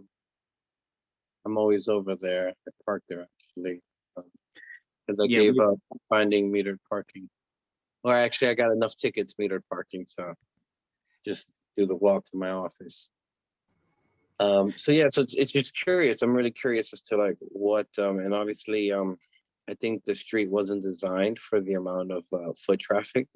Which is what we're starting to realize, yeah. I think that was something that kind of caught many people off guard, including the mall, especially nowadays during the pandemic, with the increase in pickups and deliveries. One of the concerns that we're trying to work through is, with the increase in, lifts, we've heard people trying to wait for, taxis and other vehicles to leave East River Plaza, coupled with people idling, waiting for packages, whether it's from Costco or another one of the stores in there. There are a couple of challenges that we're trying to sort through while trying to increase pedestrian safety. So that's why that's one of the reasons why it's taking us a little time to flesh this out. We're trying to see how we can work everything out from a pedestrian standpoint, while also trying to make it a little more accommodating for everyone to get around there. So we're having those conversations on our end. And like I said, we'll be back. Don't worry, to have this conversation in more detail with you in the committee. Okay, beautiful. Because it is a tight sidewalk right in front of the Applebee's. When they redid that whole site, I mean, I love trees, but the use of the 3 trees there and the metal grating takes up like a sizable amount of space. So I know that a lot of people, particularly if you're walking with a walker or wheelchair, it's an ordeal for them to get through at times. Yeah, it's pretty, that area, especially that northern side of the street, it's pretty tight. So I think a big focus is going to be on that portion of the mall in particular. So that 117th Street section right there is going to be our primary focus. But we're coming up with some ideas that we're going to send your way fairly soon, so we can get the ball rolling on this conversation and trying to move forward with making that a little more pedestrian friendly. That'd be great. I know there's also an issue there with enforcement, because it's particularly a no standing, but people are always standing there. That's the other issue too, especially like it's with cars idling nowadays. The no standing signage is there. I know that there have been some preliminary conversations with local precincts in order to see if they can assist or have a little more of a presence in that area to try to see if they can either get the cars moving or, trying to kind of keep traffic along, especially on the 117th section. So we're trying to do all of our due diligence before we get to you. But we should be presenting something to you guys fairly soon. Okay, I'm happy to hear that. Jessica has a question, then Judith. I do. It's great to hear there are things in the hopper, especially things that are critical to sensitive areas. I guess my question and concern, statement maybe is, this conversation doesn't classify as community engagement, does it? And I think there are many stakeholders besides East River Plaza in the neighborhood. And I think there is an acute challenge that relates to the commerce that happens there, but there's also a sort of a neighborhood challenge that extends to First Avenue and 116th Street as traffic opens up towards the river and turns the corner up Pleasant Avenue, connects with 117th Street. So, I understand it's not a great idea to open a can of worms, and the intention is to solve the challenge at hand as effectively and efficiently as possible. Lyle, I would, and I don't know that we've ever met, and it sounds like you and Jose have a long-standing relationship, which is great. But, I think personally, I love seeing DOT move quickly and finding the motivation to move quickly. With that, I think there are critical constituent groups in that neighborhood that need to be a part of the process in order to feel that the outcomes are serving multiple stakeholder groups and not just one. So I look forward to both hearing more about the specifics that you're cooking up, but also about the process that DOT intends to use to get to a better, safer set of intersections and roadway connections for a lot of pedestrians and residents in the area. Was my concern clear?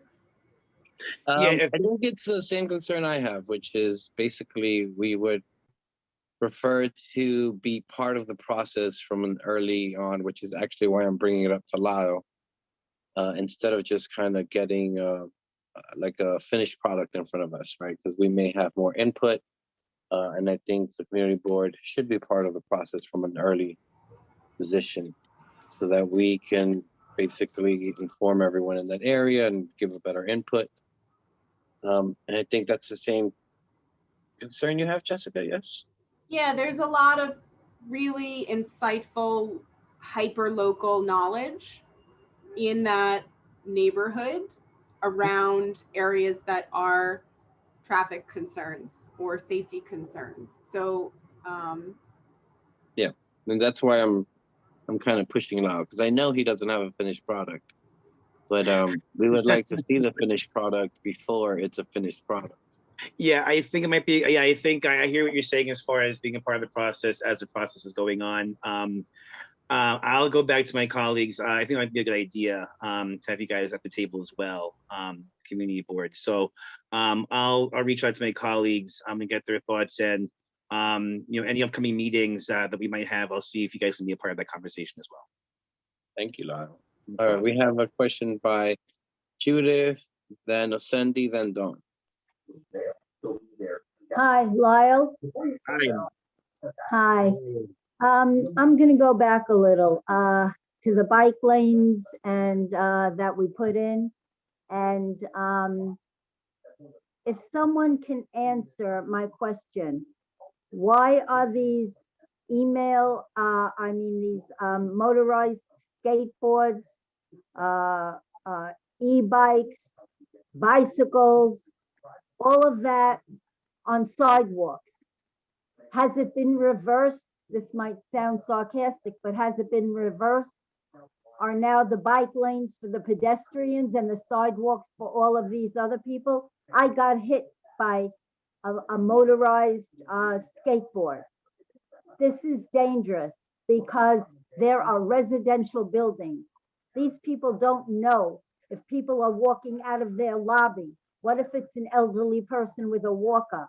I mean, why is this allowed? And I know everyone's going to say bikes are allowed on sidewalks. That's insane. If that's the case, take the damn bike lanes out and give it back to parking, because I see this on a constant level, constantly. Today, there was a little motorized motorcycle flying down my block, and I'm the only building on the block. So people have to beware just walking out of their building. Are we going to wait for someone to really get hurt, put in the hospital, or get killed by one? What is going on? Well, ideally, you're right, the bike lanes are there for bikers, and ideally skateboarders to use. There shouldn't be any bikers or skateboarders on the sidewalk, especially if there's a bike lane in place. So I don't know why that's going on. That's a little strange. But yeah, definitely they should be using the bike lane, to go back and forth, especially since one's installed there. Yeah, that's a little odd that they're not using. This is happening on a daily basis. Okay. On a daily basis, right here on Madison Avenue. They're all on the sidewalk. I don't see any of them in the bike lanes. I think the pedestrians have to walk in the bike lanes to be Judith, safe. I think that's something that we'll have to talk with enforcement about. Yeah, I was gonna say, because DOT is not enforced. So we'll No, put that on the agenda. understand that, I understand, I but like he understand that, won't have Jose, an but if answer people, that but will if give you any. enforcement doesn't see it, nothing happens. I understand, but DOT does not enforce. So asking Lau that, it doesn't really, it's not fair to him because it's not something he can Well, really I comment just on. want it on record. I know nothing is Thank gonna you. happen. I know that. appreciate it. We'll bring it up to with the enforcement side because that's all we can do. Cindy, then Dawn. Thank you, Jose. Good evening, Lyle. Hi. Thank you so much for being here. Earlier today, I made a comment about the M35 bus line coming out of Ward Island and going along 125th Street, and some of the challenges that have been brought up regarding public safety, and actually asking to put additional bus. Cindy, I'm yes? sorry to cut you off, but the buses are not DOT. That's MTA. Okay, excellent. Yeah. Thank you for letting me know, Jose. I won't be able to answer your question, but we will be reaching out to MTA because we were supposed to have Manhattan bus lanes redrawn as the Bronx was done, but then COVID hit, and I believe it was still pending, and we were supposed to be a part of that. So definitely keep that in mind because we definitely want to follow up with that. Okay, excellent. Thank you so much for that, Jose. I really appreciate it. Well, then now I have no questions for you today. Thanks. No problem. No problem. Thank you. Dawn? Sorry, I had to come off mute. So I was going to say something that I was going to put into the chat, but I guess with the new chat rules, we have to put it on the record, which is fine with me.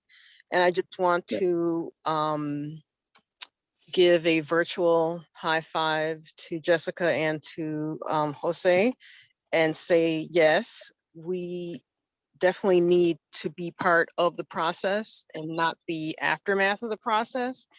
And so I was going to put in the chat, talk about it, Jessica, but since we can't write in the chat anymore, I am extending the meeting to say how I feel each time I have something to say.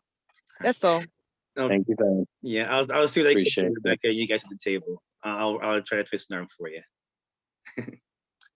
All right, Lyle, thank you so much for being here.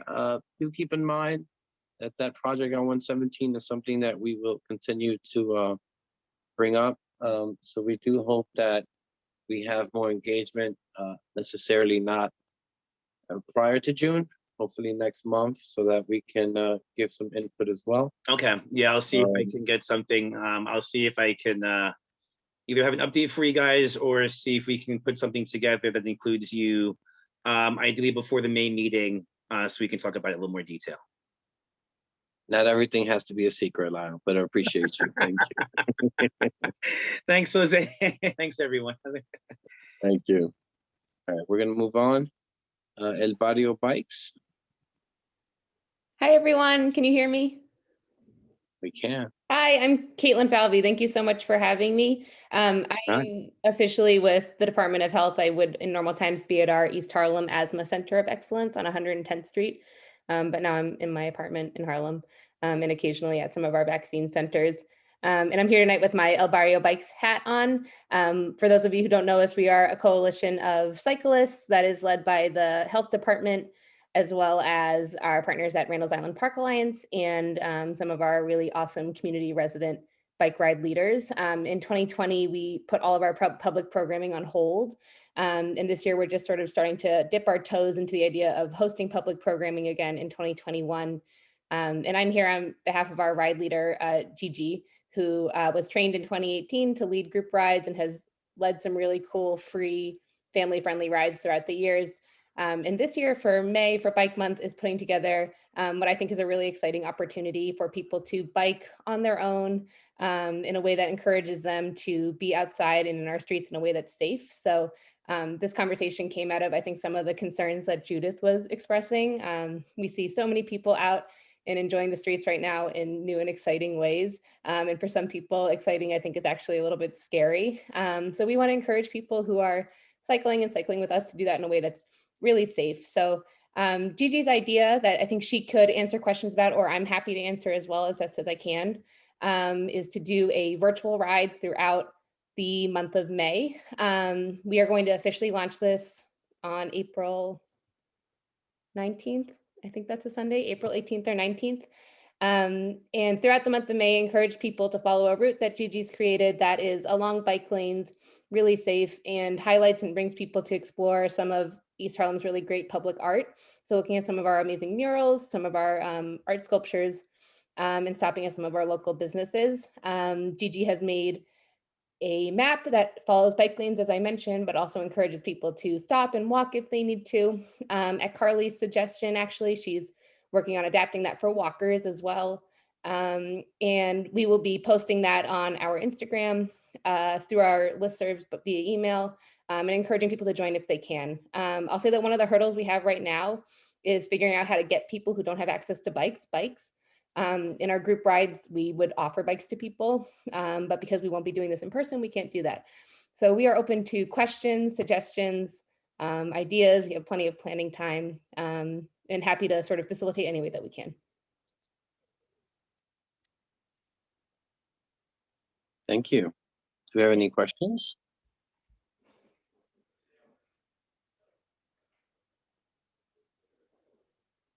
And what so far? Oh, Jessica has a question. Go ahead, Jessica.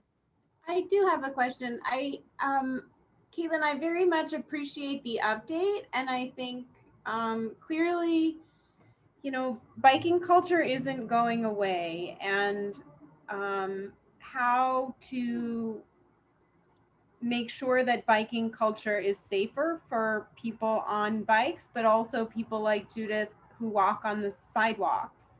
I think there's a huge educational component to that, and people who hang out with their bikes in parks, you know, that they're safe too. You're not on our informational updates regularly, but I think recognizing that bikes aren't going away and figuring out how to balance the sort of safety question should be something that we consider regularly. So I'm not sure how that happens. I know DOT has a bike unit, but they also have huge jurisdiction across the board. So, you know, I'm not sure if that's, you know, a standing invitation to kind of come be a part of our conversation here as much as you can, because I think increasing the potential for advocating for safe biking, whether that's through educational campaigns, sidewalk use campaigns, or whatever we can do here in our small neighborhoods to increase awareness of safe use of the sidewalks, I think would be much appreciated as we balance our kind of future transportation realities. So I think you're a big part of that. Great, thank you. Yeah, we definitely, our group shares those concerns. I'll say that Gigi was trained by the Brown Bike Girl back in 2018, and a big component of her training was focusing on, you know, being a responsible cyclist and recognizing that you're sharing the road with other users. And part of her outreach for this ride is going to include, you know, regular social media updates, safety messages. She has guides in Spanish and English prepared right now, and they're video guides, and all of them include, you know, checking your bike to make sure it's safe, making sure you're stopping in safe locations, staying on bike lanes and off of sidewalks, checking for pedestrians every time that you start again. So Gigi, I think, has been really mindful of that with this ride, and we want to continue to be mindful of that and include others in that conversation going forward.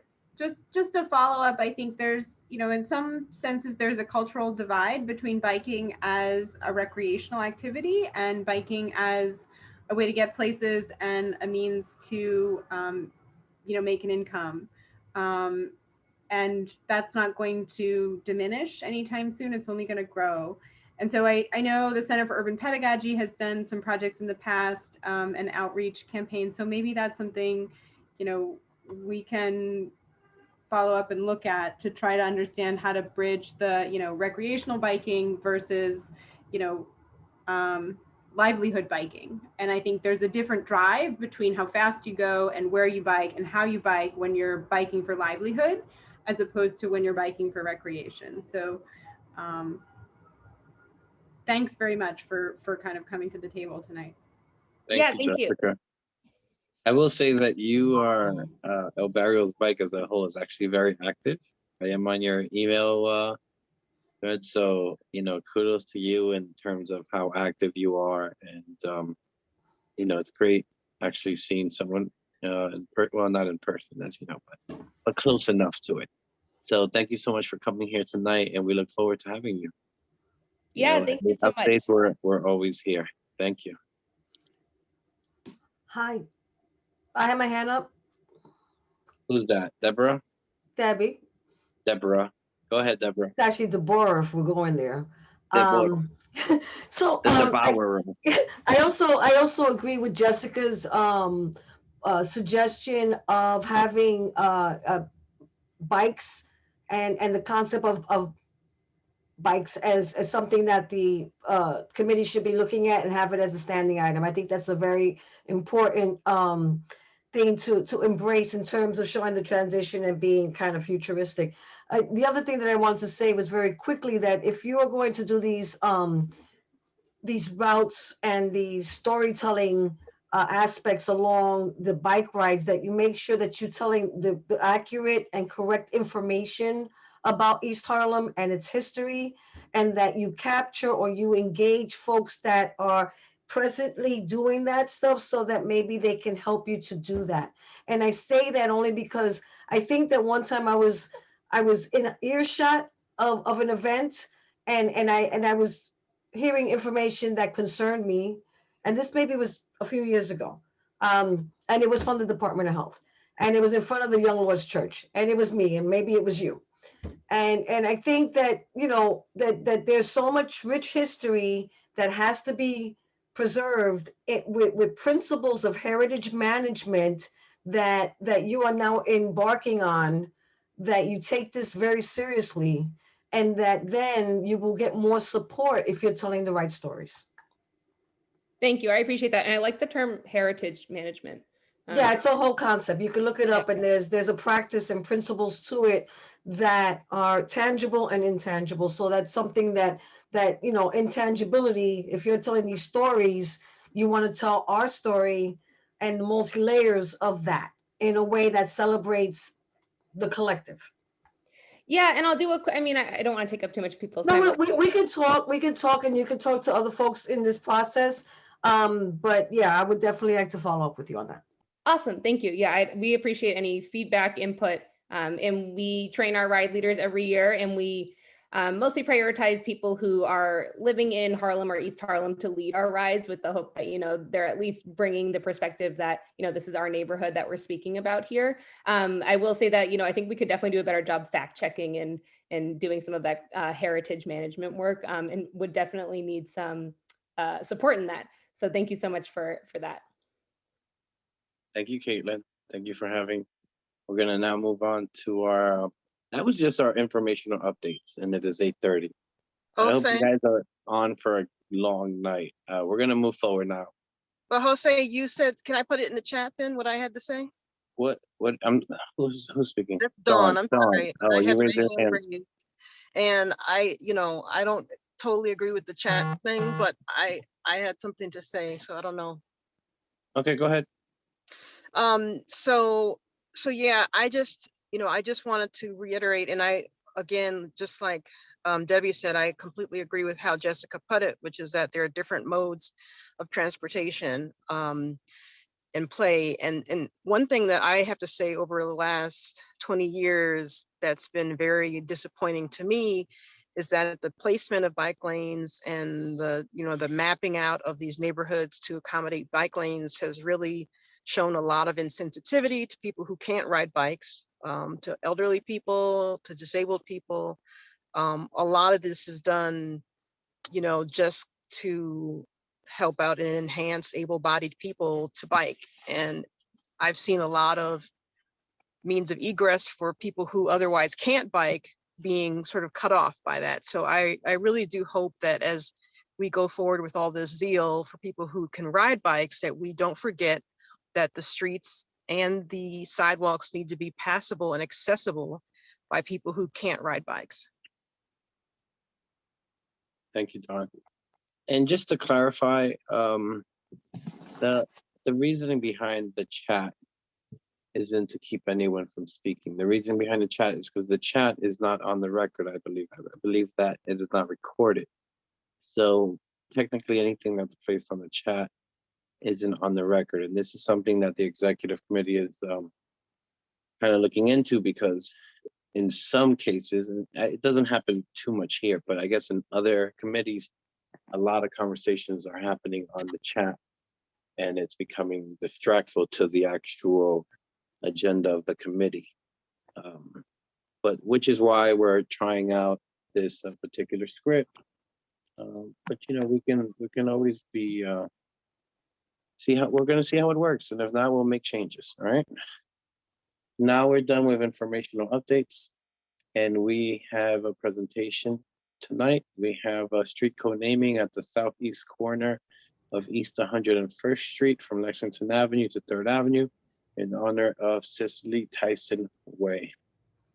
Debbie and Nina, I believe, are here for that presentation. And Taina. Yes. So yes, you saved the best for last, right? And you saved the this best is for not the last. we're And not, I just we're, want, yeah, we're not, this is not the end, by the way. We're still going after this. it is for us though.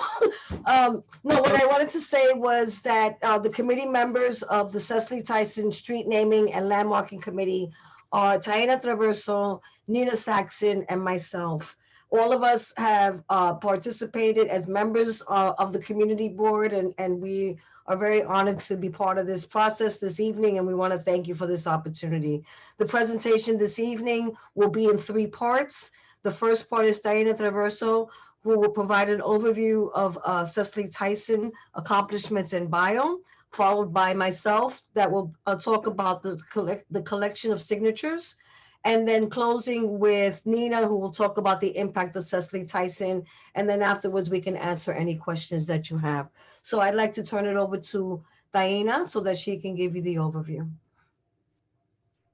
Thank you, Debbie. So I'll start by just reading what we have, and it's actually on the petition. the Cicely Tyson Street renaming and landmarking committee, whose founding members are Councilwoman Diana Ayala, Nina Saxon, Deborah Quinones, and myself, Taina Traverso.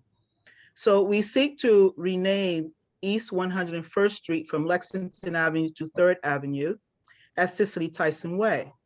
The project phases one of the larger community heritage initiative that will transform the site into a tourist destination with a festival and a campaign to landmark Ms. Tyson childhood resident at 178 East 101st Street.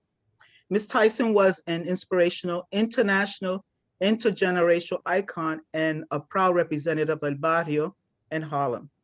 Her influence went beyond racial and gender equity, among other causes.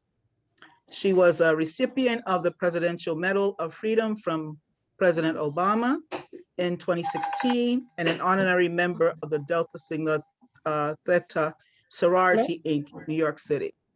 So in addition to that, as you know, she was raised and she was very proud of being a resident of El Barrio. And so she was English Caribbean, and her mother came from Nevis and had her here in New York City. And she married here. Cicely was born along with her sister.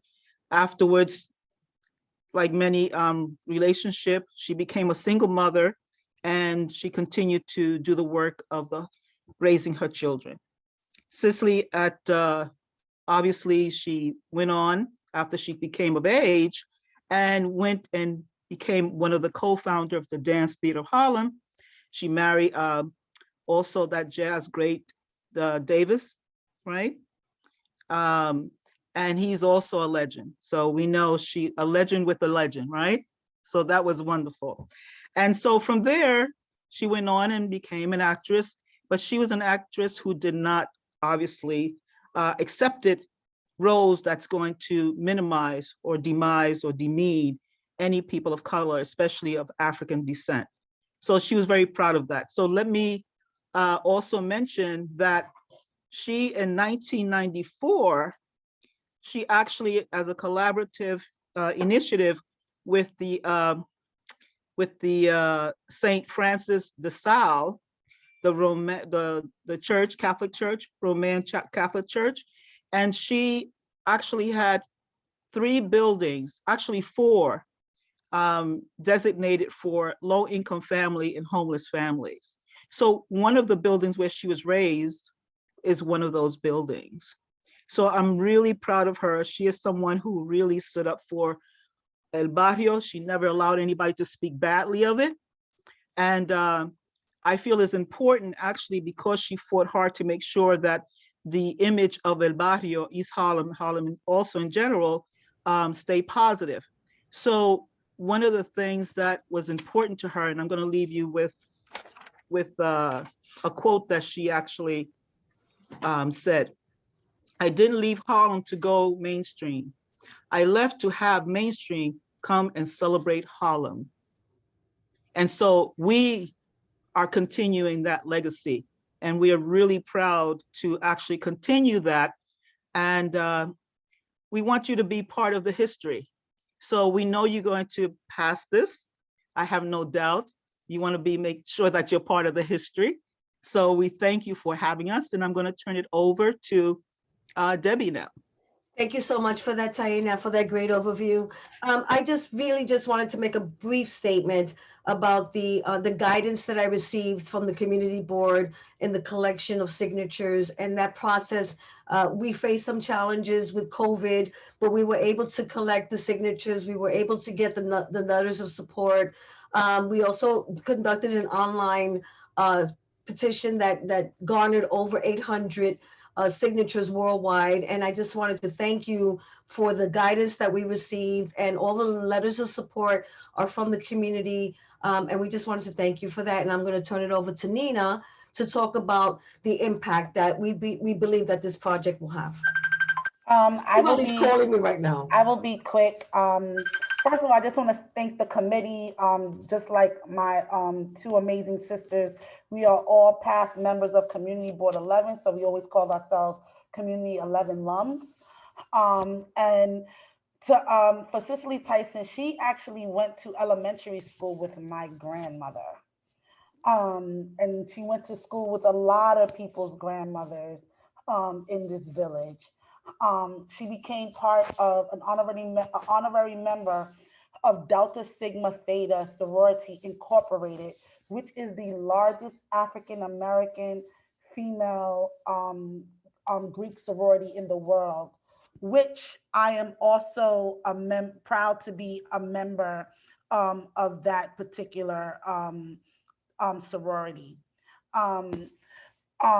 The impact of having Cicely Tyson's Way is on so many levels, but one that I definitely want to talk about is social justice, civic engagement, and people who become into the arts to become activists.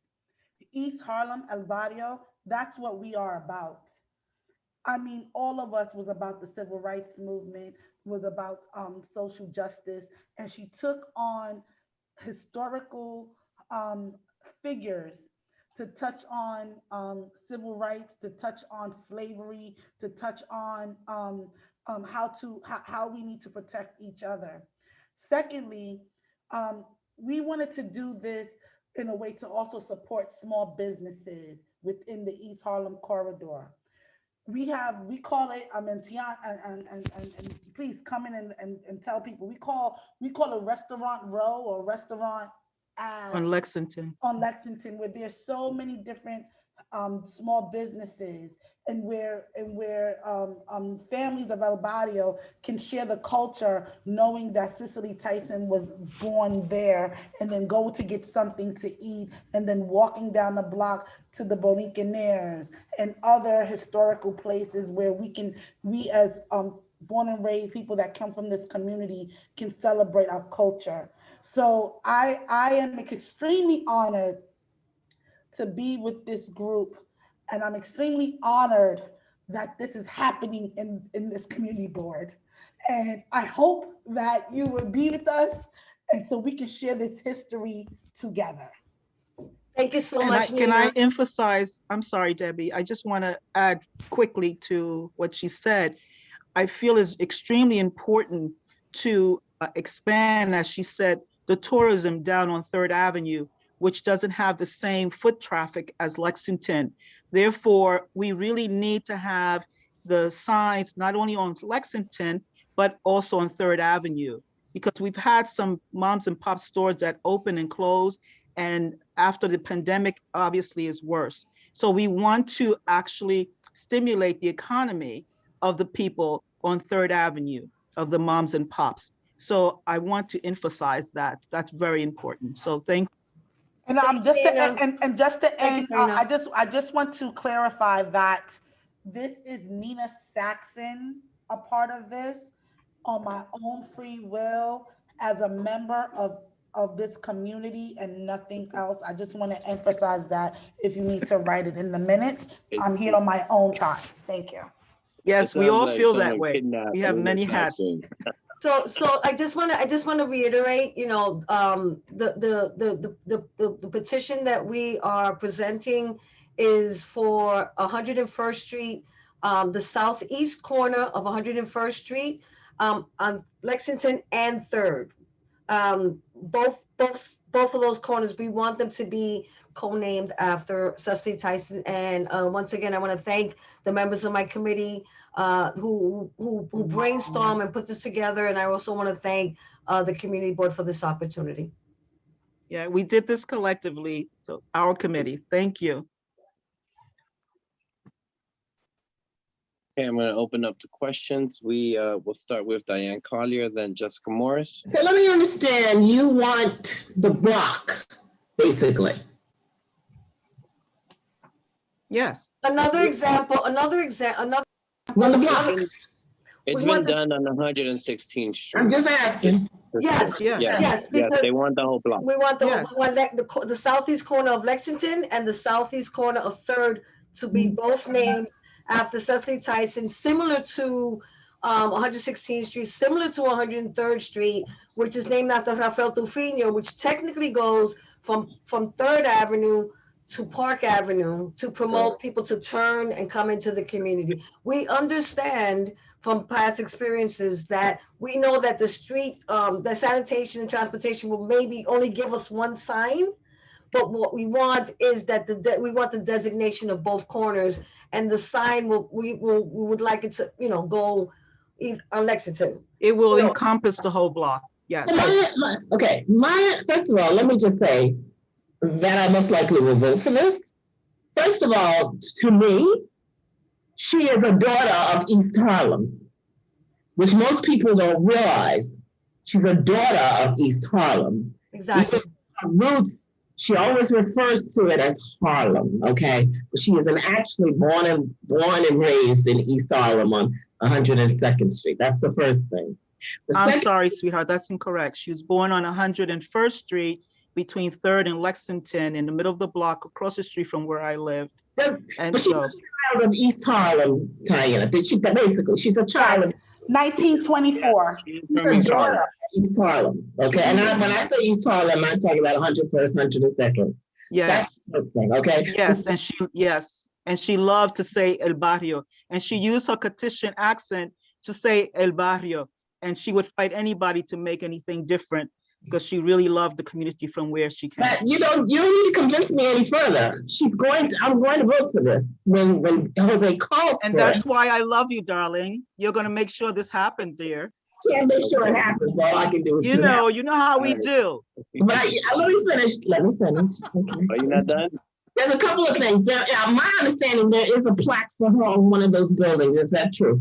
That is correct. Actually, that is actually correct. is no longer there. I don't know what happened to it. So one of the initiative we want to do is to actually have a plaque redone in her image to place on that building after it's been landmarked, because that's the next stage. But yes, there was a plaque, and it is called Cicely Tyson Building. So it has her name, but the plaque isn't there. So we want to make sure it's big enough for everybody to see and to be permanent, so it could never be removed again. My question is to Jose, the chair of the committee. Are we voting on this tonight, or and when is City Council going to be looking at signs again? They only vote twice a year. I'll let Jose respond, but just very briefly, City Council is scheduled to have their street technically in June. So if we were able to get the support, we will move forward, and then it goes, and we can have this done by June. So the way we work. And Diane, you're gonna make sure it happens. All right. So typically, what we do, unless there is urgency, right? So let's say City Council was bringing this up in May, then we would have voted on it tonight. However, since we've already checked and we know it's in June, and I don't, let me be clear. I don't. Last year, because of COVID, they actually pushed it back to September. Yeah. So we have plenty of time. There is not a time crunch on this. So we will, since there isn't a time crunch on this, we will follow our typical procedure of, of bringing it up to the board, presenting it to the whole board, and then voting on it next month, unless we have a time crunch, which so far my understanding is that we don't. Let me just clarify. I may have misspoke because I'm not certain that they will do it in June, but I know that the time crunch is there because the committee would like to do the unveiling in July. So the faster that this gets done, the faster we can get to that point. We would, regardless, we would rectify this in May. It wouldn't be past May. So what I'm saying is that's just our typical procedure. And we don't do this to slow it down. We actually do this because when we go to full board, we will present what we're doing at full board. So the whole committee not just the committee, but the entire community board knows that this is happening. And honestly, I'm a huge fan of it. I remember when I was a kid, I watched her in Hoodlum. She was Madam Queen. That's how I always picture in my head. And she was in a whole bunch of Medea movies after that. But she actually frequent She actually frequented barrio while people known about it. I actually met with her twice. So she really loved our community. So Jose, you will be our first invitee to the celebration. Thank you. So we're gonna follow the procedure. I'm actually gonna reach out to Diana Ayala. If for some reason,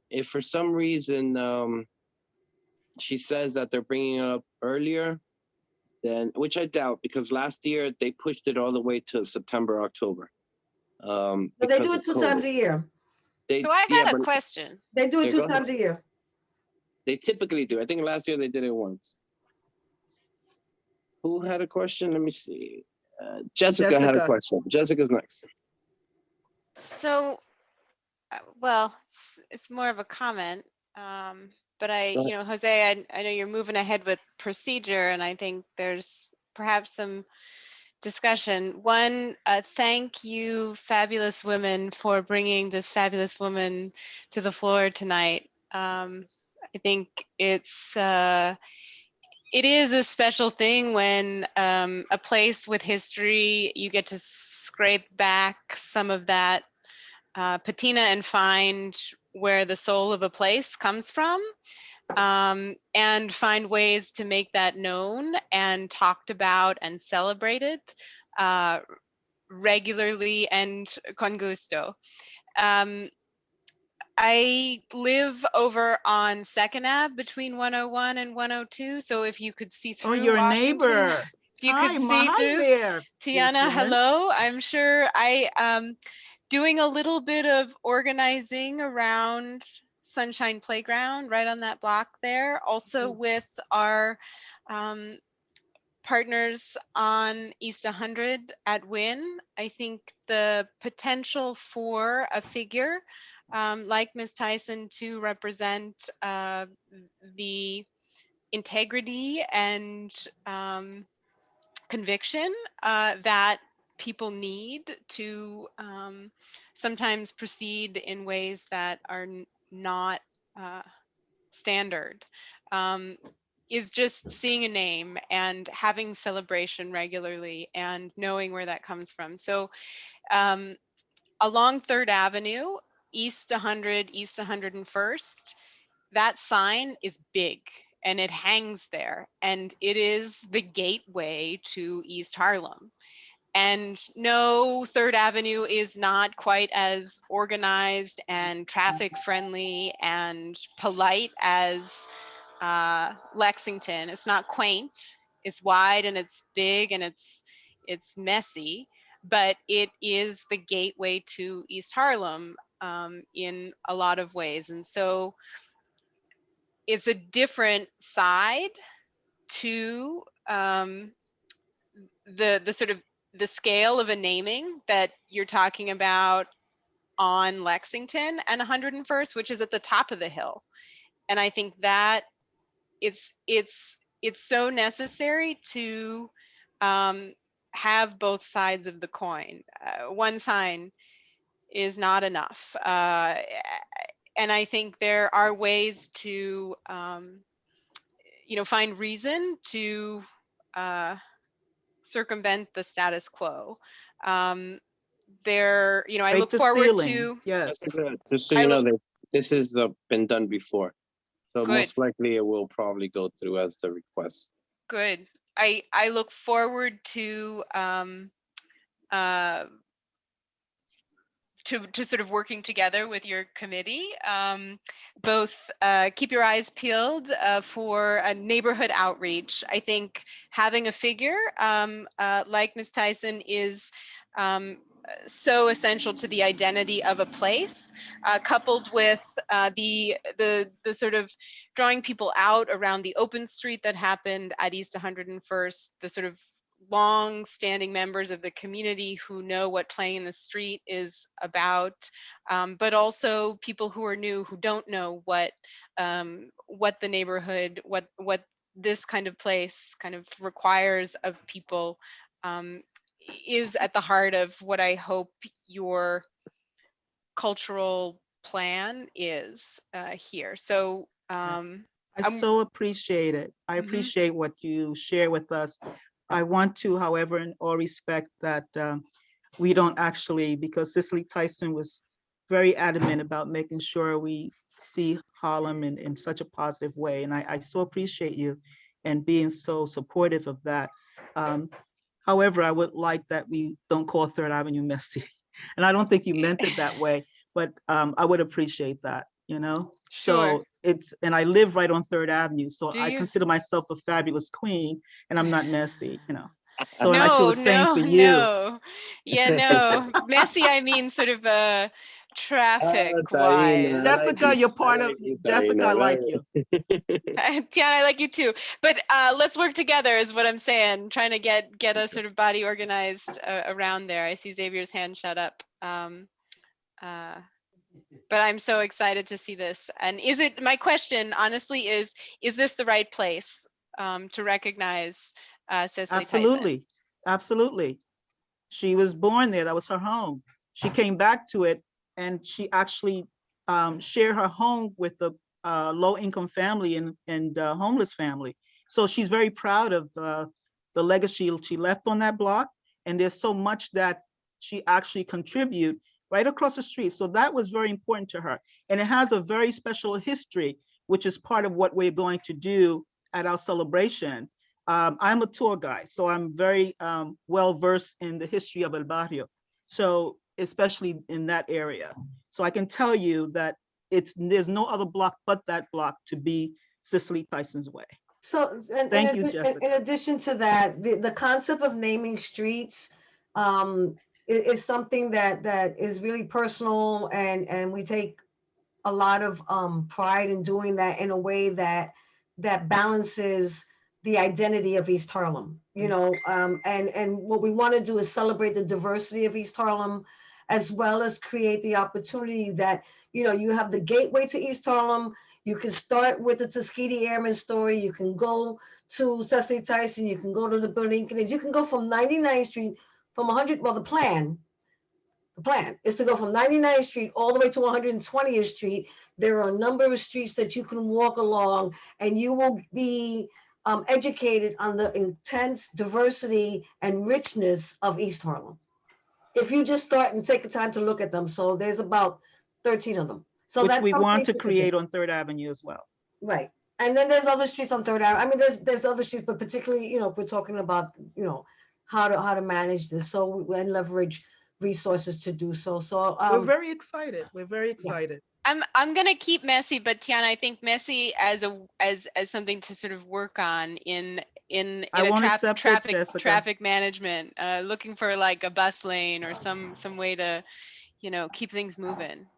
I won't accept, Jessica, that word messy on Third Avenue. You can call it what you like, but I will not accept that word messy. Fair.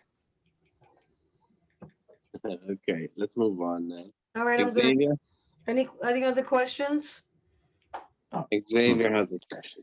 I'm sorry, Debbie, are you chairing this? Your community board is kicking back in, girl. It's a lifestyle, you know, you get branded with this.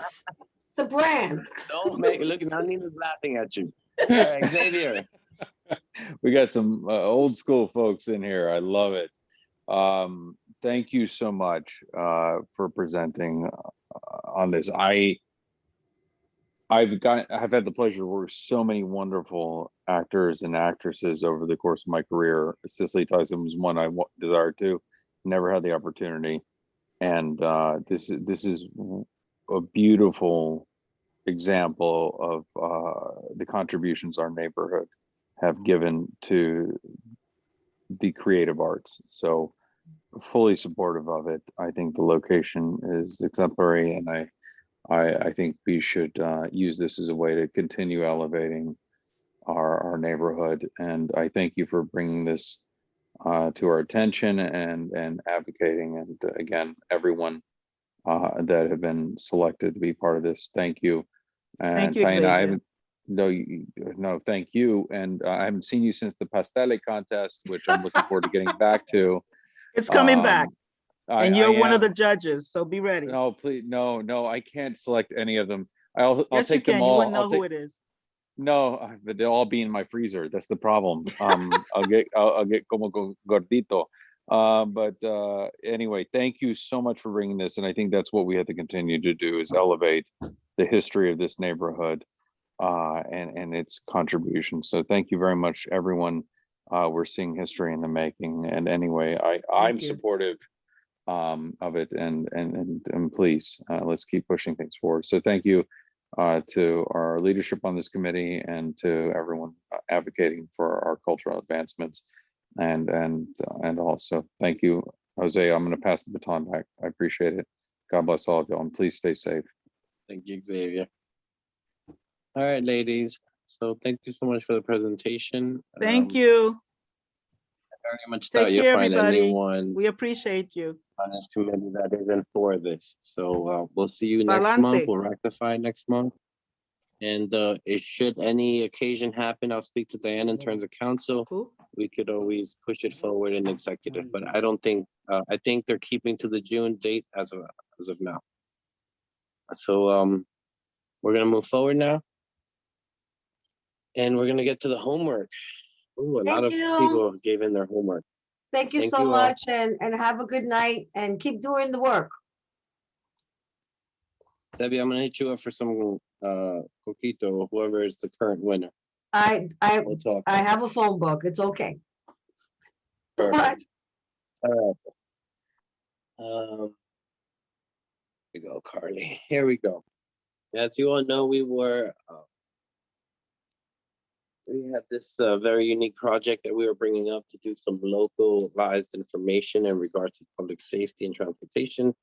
There are surveys that we do for district needs that are a little more, that encompass the community, but aren't as localized as what we're trying to accomplish, which is why we asked everyone to send questions, and Jessica and Carly were so helpful in putting them together in one. There we go. Sharing, yeah. Carly's gonna get it now.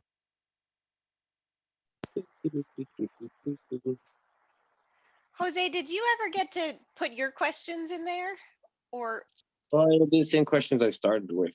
I gave the 4 actually from the first meeting, but I can probably, I believe that our problem won't be a lack of questions. I believe that our problem will be selective of the questions that we, because I could give you 20, 30 questions, but we will have to be very selective of the questions that we have in order to make this something where someone can do quickly without losing interest, which is why we're doing multiple choice. I loved Yolanda's idea of an emoji multiple choice. It's really cute, by the way. I forgot to tell you that, Yolanda. And so it's an interesting consideration. So, and obviously at the end, as we spoke, we would have an open-ended question that they can fill out, because obviously you won't get all the information in multiple choice questions. But it would be interesting to get a little bit of both. Go ahead, sorry, Jessica. so just what, I'm not sure that it's so productive to share the shared document as something to look at right now. Where that stands is a collection of all of the questions that have been submitted so far. Yolanda, Michelle, Carlos, we pulled from also did a review of CB4, had a survey, and they had a very particular approach to their survey, and it was way too long. I don't know, Jose, if you took the survey, but So it was the questions are actually on the shared document. yes, I pulled them and put them all there. Yeah, I think that is way too long. What I think, my proposed next steps and timeline for moving forward would be to categorize all of these questions, whether it's about street safety, public safety as a measure of street safety, state of good repair or kind of roadway questions, mode share questions to categorize the topics that we've identified as of concern or places would like to know more about, and to streamline it then, to see where we have overlap. Sometimes a couple of people have asked similar questions in different ways. One thing that was really interesting about CB4's survey was they were specifically looking at if sidewalks were passable during snow, or if reports had been made through 311 to the community board or council member on various issues. And so I don't think we would necessarily want that kind of information, but we're more looking for place-based information that is specific to a type of safety concern, whether it relates to lighting or public safety or pedestrian safety or mobility collisions of different types of modes. So the timeline I think might be good would be to clean this up for our May meeting, right? We're in April. Clean this up for our May meeting and send it around to our committee so that our committee can take our own survey before our May meeting, so that we can come to the May meeting, offer any tweaks before we either offer it out to the board at large or go live further afield, which is, I think, up to Jose if there are any checks and balances we need to make sure we're hitting before. So right now it's a lot of gobbledygook.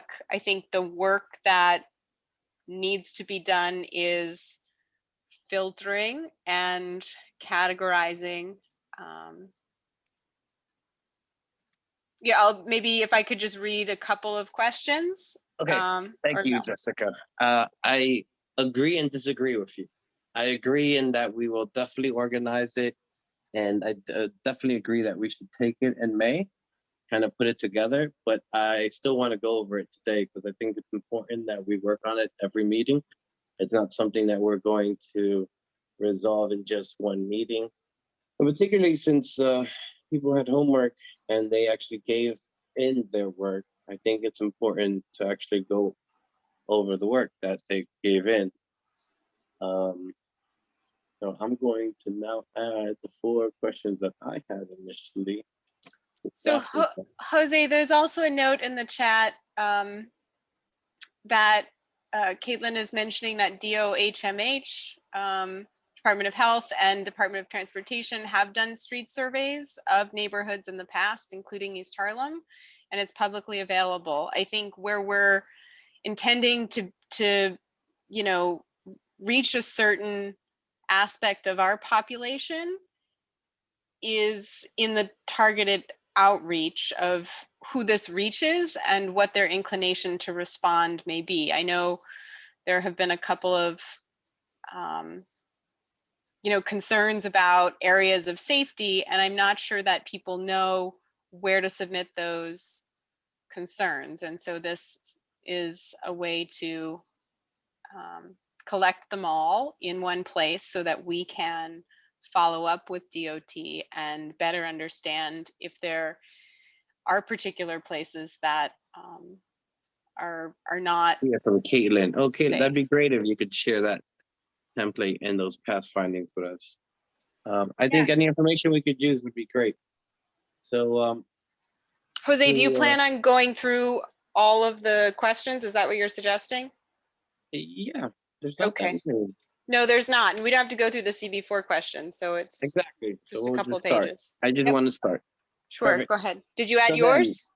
then, I actually had to request editing, but Carly will probably allow me to edit at some point, or I'll send it to her.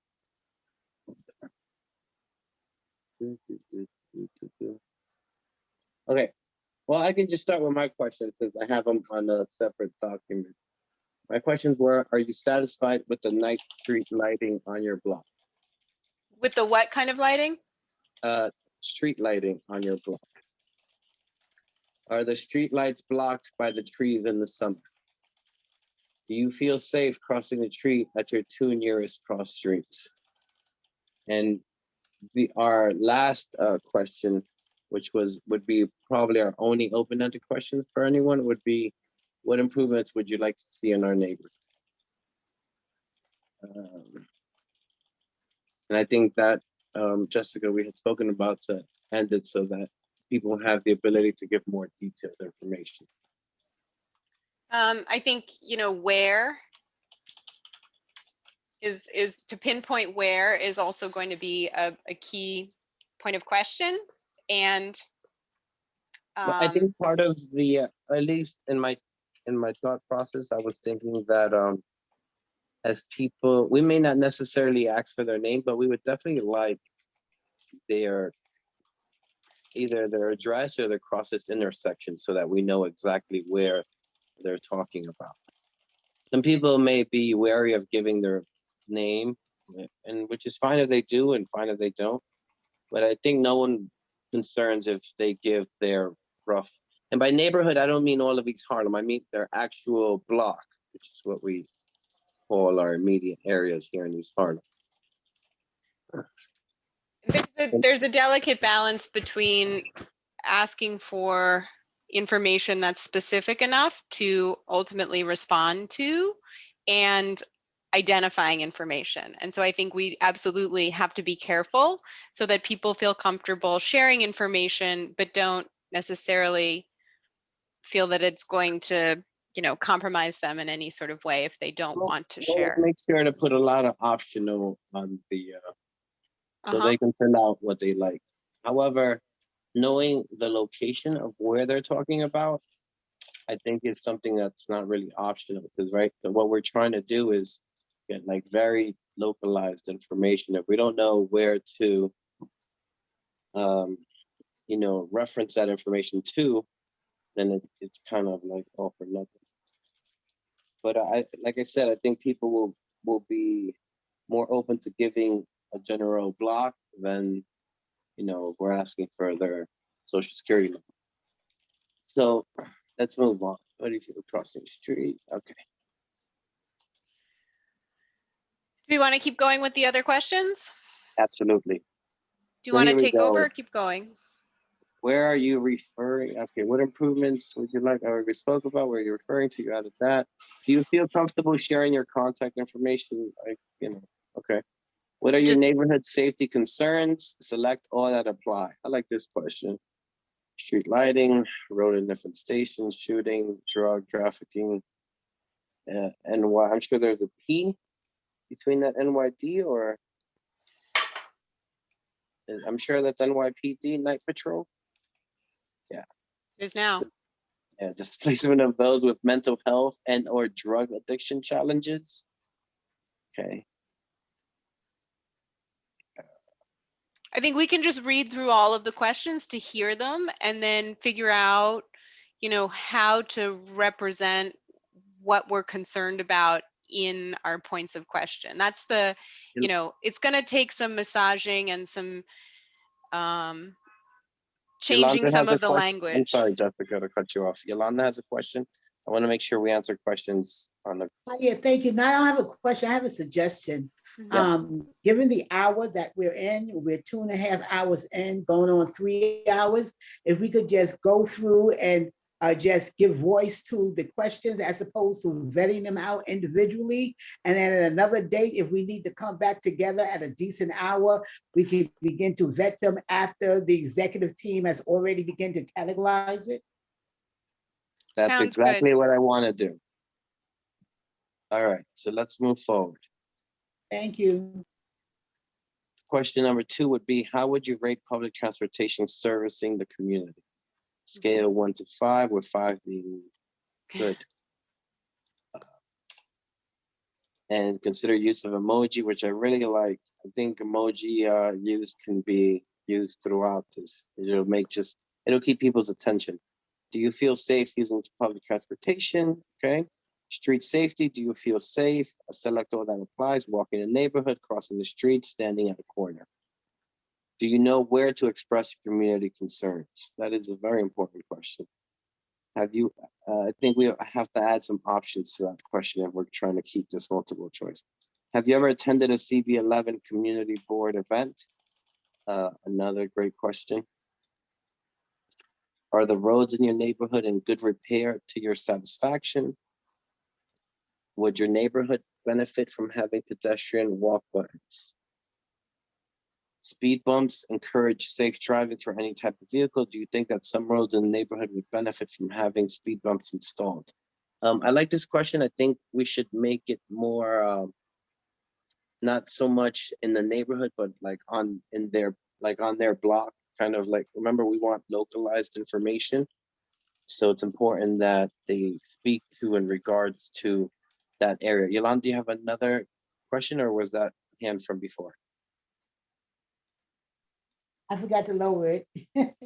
No worries, no worries.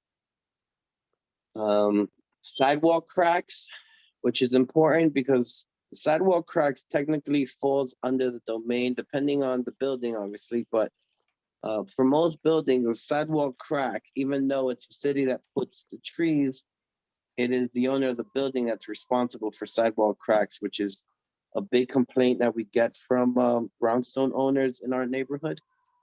Repairing, changing out sidewalks can be costly. Jose, do you know if there are any potential challenges to that kind of ownership of the problem because of accessibility issues? I know if there is, taller than 3/8 of an inch in a building, you have to kind of build a ramp or ease that transition. I think we have sometimes gaps that are 2 inches high on the sidewalk, where if you have a walker and you trip, or you're just walking and you trip, that's a danger, right? Absolutely. And you will notice that most of those larger gaps are due to trees. And I had this conversation before with Francis because, I'm a big fan of trees, but the city at one point put trees that had very low roots instead of putting trees that root deeper in. And this is not something that's a few $100s, like it's a few $1,000s. So, I think it's something we should speak to in regards to the city in terms of their responsibility. If maybe there's something they can do to help. We're not talking about huge buildings. We're talking about smaller brownstones. People have owned it for some time. I'm not sure, like, their economic facility. To Yolanda's So, point, should we keep moving? I made a note yep, there. absolutely. Potholes on our block, yes, definitely. And particularly right now, they're resurfacing, so that's important. Extended tree branch, similar to what we had before. Sidewalks for seniors on the corner. I think we have to flush this one out. I'm not sure. Sidewalks or maybe a place for them to, like a bench? We'll have to circle back to this and get a little more detail. Okay, where do you spend most of your time on the street? Where do you spend most of your time on the street? Like, where do you hang Example. out? Where do you hang out on the street? Okay, got it. For example, on 2nd Avenue between 100 and 102nd, walking to school along East 116th Street between 1st Avenue and Pleasant. If people have a particular place where they spend time, usually that's, but what you're saying is the question is confusing. Look, we can word it better. We would also have to figure out how to word it in a way that's not, I guess we can have more than one open-ended question, but I think those CB4 questions, they were all open-ended. So I'm sure most people probably stopped halfway through. Here we are. Okay, when you visit these places, are you usually pedestrian, on bike, driving, and parking and walking? That's a good question. You just have to change the options to be, the questions, how do you get around the neighborhood, and then make it, do you walk, bike, drive, How do you notice about these places? What do you notice? It's possibly open, take yeah, away. it's open-ended. So if we're taking out open-ended, then it doesn't really work, but that's okay. How do you typically visit during the day or at night? All right, we can, on a scale of 1 to 5, how safe do you feel when you visit that area? And I guess we would establish what, you know, if 5 is safe and 1 is in danger or somewhere in between. Do your feelings of safety relate to being worried about crime, or are they related to street safety, like crossing the street or making a turn? Okay, we can work that question into choices. Are there any improvements that might make you feel safer? This question is very similar to the one we'll use at the end that's open-ended. Are these places where you tend to run into people who you know from the neighborhood? I would imagine so. What sorts of things might make the street a better place to spend time and congregate? I think that's a good question. I think we should add some, if we just add some options to it. Sure. Are there any specific safety concerns you have about safety locations, specific locations in our district? Location concern. Okay, well, that's a good question. I think, you know, like I said, we're not like, there's nothing we're doing that's cemented. You know, if we have 2 or 3 open-ended questions or 5, it's not the end of the world, but our goal is still trying to keep them multiple quote so that people can stay, you know, kind of not lose their interest as they're doing it. Are there any areas where you feel improved lighting would improve perception of safety? Definitely. Are there any area where you don't feel safe as a pedestrian because of speeding traffic or wild bike riders?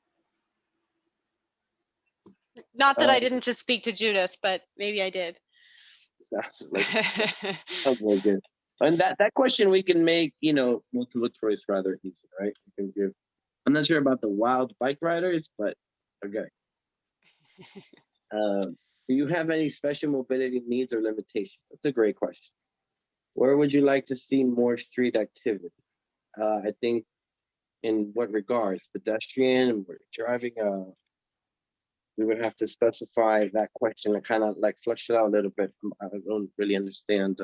So I see Sandy has a little marker in here, but if, you know, the next step of organizing this all and turning the question format into something consistent so that we only ask one type of question once, and the types of answers we're asking for are the types of answers we want to get, is the like scrub that this needs. But I think if somebody wants to add some more, if we have gaps here that we've not asked in the right way or asked Well, about. no, listen, this is a work in progress. We're gonna, that's the whole point of us actually doing this together instead of just, you know, me, Jessica, and Carly, or anyone else that wants to join us, right? The whole point is really to discuss it together so that we have everyone's opinion involved in the situation. I know that CB4, it's funny when you say CB4, I always think of a Chris Rock movie, but CB4 is like the West Side. Was it like 30s, something like that? Times Square South and Chelsea on the west side. So it's they deal with a lot of congested, both around Penn Station, congested It's also a very sidewalks. different neighborhood, right? It is, but you know, Chelsea and some areas there with, I know a friend of mine is at Penn South, and there are similarities, and I think they have managed to get a lot of change on their streets to make them safer by doing things like this. And I know Osendi and a couple of others, Michelle, I think, joined a transportation planning workshop, and this is probably more of an announcement than anything, joined the Borough President Leadership Series Transportation Workshop, both 101 and 202 or something a couple of weeks ago, the leader of which was the transportation chair from CB4. So she's been doing it for a long time. That doesn't mean her perspective is right, but it just means that if we start to have these conversations, we can ask for things. Like we said, we'll we'll look through it, and anything that we can take for our own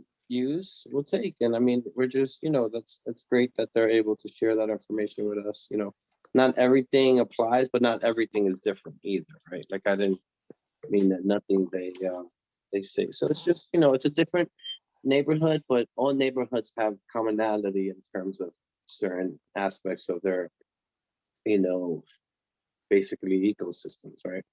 So Jose, does it make sense to try to turn out a version of the survey that our committee members can take I'm sorry, Jessica, before to cut you off, but before our Ascendi has next a meeting? question, and I just don't want to. Ascendi, you have a question? Go ahead. Yes. Actually, it's more of a statement. I agree with Jessica. We do need to make sure that our questions actually follow a format, so there isn't any questions that are duplicate, and we are actually able to gather the information that will be useful for us to make the specific request through whichever agencies are relevant to the issues that we're having. Taking into consideration that CB4 has been extremely successful in making sure that their constituent needs are being heard and that they've been able to, very thoughtfully provide a structure that is successful. I definitely want to take advantage of all the information and resources that have been made available to us through these training sessions, and I'm looking forward to kind of supporting it in creating a document that very specifically can get the data that we'll need in order to make the requests that are needed for these positive changes to come to fruition. So please let me know, Jessica and Jose, how I can be of assistance, whether it's editing or research or anything. Please, I'm here to be of service. Thank you. Ascendi, maybe we can bounce the draft off of you as like a live draft, and then before we throw it out to the whole committee, and you can just give it a once over, take the survey, flag anything that doesn't work besides kind of mine and Jose's and Carly's once over, and then after we work out those kinks, we can send it out to the whole committee here, and then from there make adjustments, but hopefully we kind of get it, and we can see what it looks like at our next committee meeting. If everybody agrees to take the survey before the next committee meeting, we can show a little bit of what kind of data we would get out of it, which I think would be a real quick, easy win to like get us excited about then, either sending this to the board for, for their participation, or starting to at the same time push this out. I think we need a timeline, we need a plan, we need to kind of know who our partners are and how far, what channels we're going to try to push this through in the first digital rollout, with the thought that we recognize we won't reach everybody digitally. So a sort of a follow-up would be to figure out who we've missed, who may not be reached through a digital format.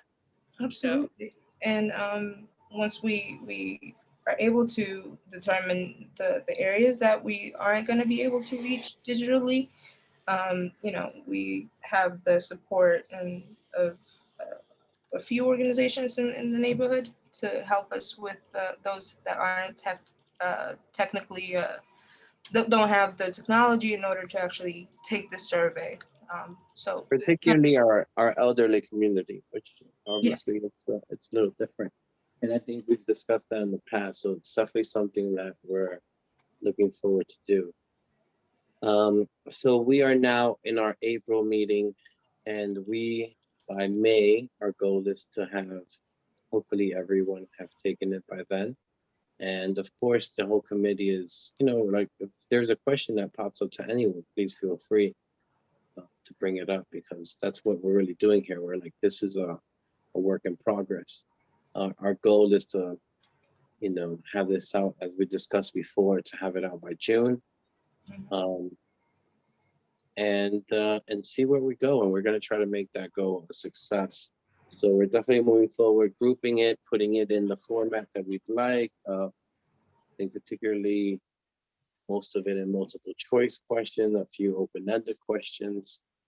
I really still like that idea, you know, the burn up with emojis, because it's just, it's a very trendy way of doing things, and people will find that amusing. And The only that's- caveat, Jose, would be that it's maybe not so actionable to turn to DOC and say, hey, look, we got 1,700 smiley faces. What are you going to do for us? But I think, you know, if we but I can think- turn it I into think language. if we can define what the emojis mean, it should be fine. I It should agree. be Okay. Okay. Quick thing. Just like earlier, you mentioned that there were some issues that you feel we weren't actually addressing with the survey. So you know, if you would like to share. I don't know what those gaps are. I think, Osendi, that would be a great, you know, analysis for everyone to do when we, you know, when we take the survey as a committee for May. If, as we kind of, because right now it's hard to know what we have and what we don't have because it's all really jumbled and not consistent. So once we scrub it and kind of comb it, then, you know, give it a rest for a week, then come back and take the survey. Gaps, if there are any, I think will be a lot more apparent. And hopefully we can all come and say, no, I think we covered everything we need, or maybe we need to adjust this or add a question, would be the hope as far as where we would land at the beginning of May, so that we could just act on that and roll it out from there. And I just want everyone to understand our expectations, right? We're not looking for a perfect document. We absolutely understand that there's going to be gaps, which is why, like in terms of a long term, we were hoping to at one point to do this like twice a year to see how questions change, to see how it develops. We've never done anything like this in terms of really localized data. District Needs does they did a survey. I think they had 77 responses, and our goal is like substantially more ambitious than that. And you know, we're going to see how it works out. I think hopefully we can get even other committees involved. Well, so Jose, to that point, yeah. To that point, just sorry to interject. I think making a short list of community partners, this is something that Carly and Angel can help with without a doubt. Yeah, like I spoke to Union. We're like Union Health is probably like our biggest, and a few of them probably. I also spoke to like our assemblyman. I'm going to speak to Diana about it, our council person, because they particularly have a big influx with. But also, I know, you know, and I'm sorry, churches. Jessica, I'm going to interview because Yolanda had her hand up and she raised it, she put it down. She raised it, and I don't want to ignore her. Yolanda? Oh, no, I know you weren't ignoring me. I just wanted just to say that in formatting the survey, and you probably already know this, but Google Forms is very good with that. Also, if you want to use SurveyMonkey, but Google Forms allow us to share it with others. So there's a lot of tools that's at our fingertips to help design a format for it. My thought, Yolanda, was to use Google Forms because you get the spreadsheet of answers is pretty easily pulled from that. Yeah, it's very easy to read. And that's what we're looking for. So no, I like this. That's why I wanted to go over it, even though it's late. And we also have to do a fair job of like our informational updates are taking a lot longer. So we'll keep this in mind because we have a lot of active work that we're doing. You know, next month we're bringing this up, and we're having other, you know, subjects that, you know, we really need to work on. But just keep in mind when, like, and I love that everyone asks questions to our 2.3 and 2.5, but sometimes they're like very similar questions. No, So just, you know, if someone's asked like a very similar question, like if it's not too distinct, let's keep that in mind, because we spent about, you know, an hour and change in just them. And then we had obviously, and we supposedly had a short agenda, but DLT had a lot to speak, which, you know, as you see, like I'm really pushing DLT to be more transparent. They like to keep their secrets, and we really don't want to abide by that, right? We want to have real community input. That's why we're here. That's why we're doing this job, even though none of us get paid for it, right? So I don't know if it's a job, but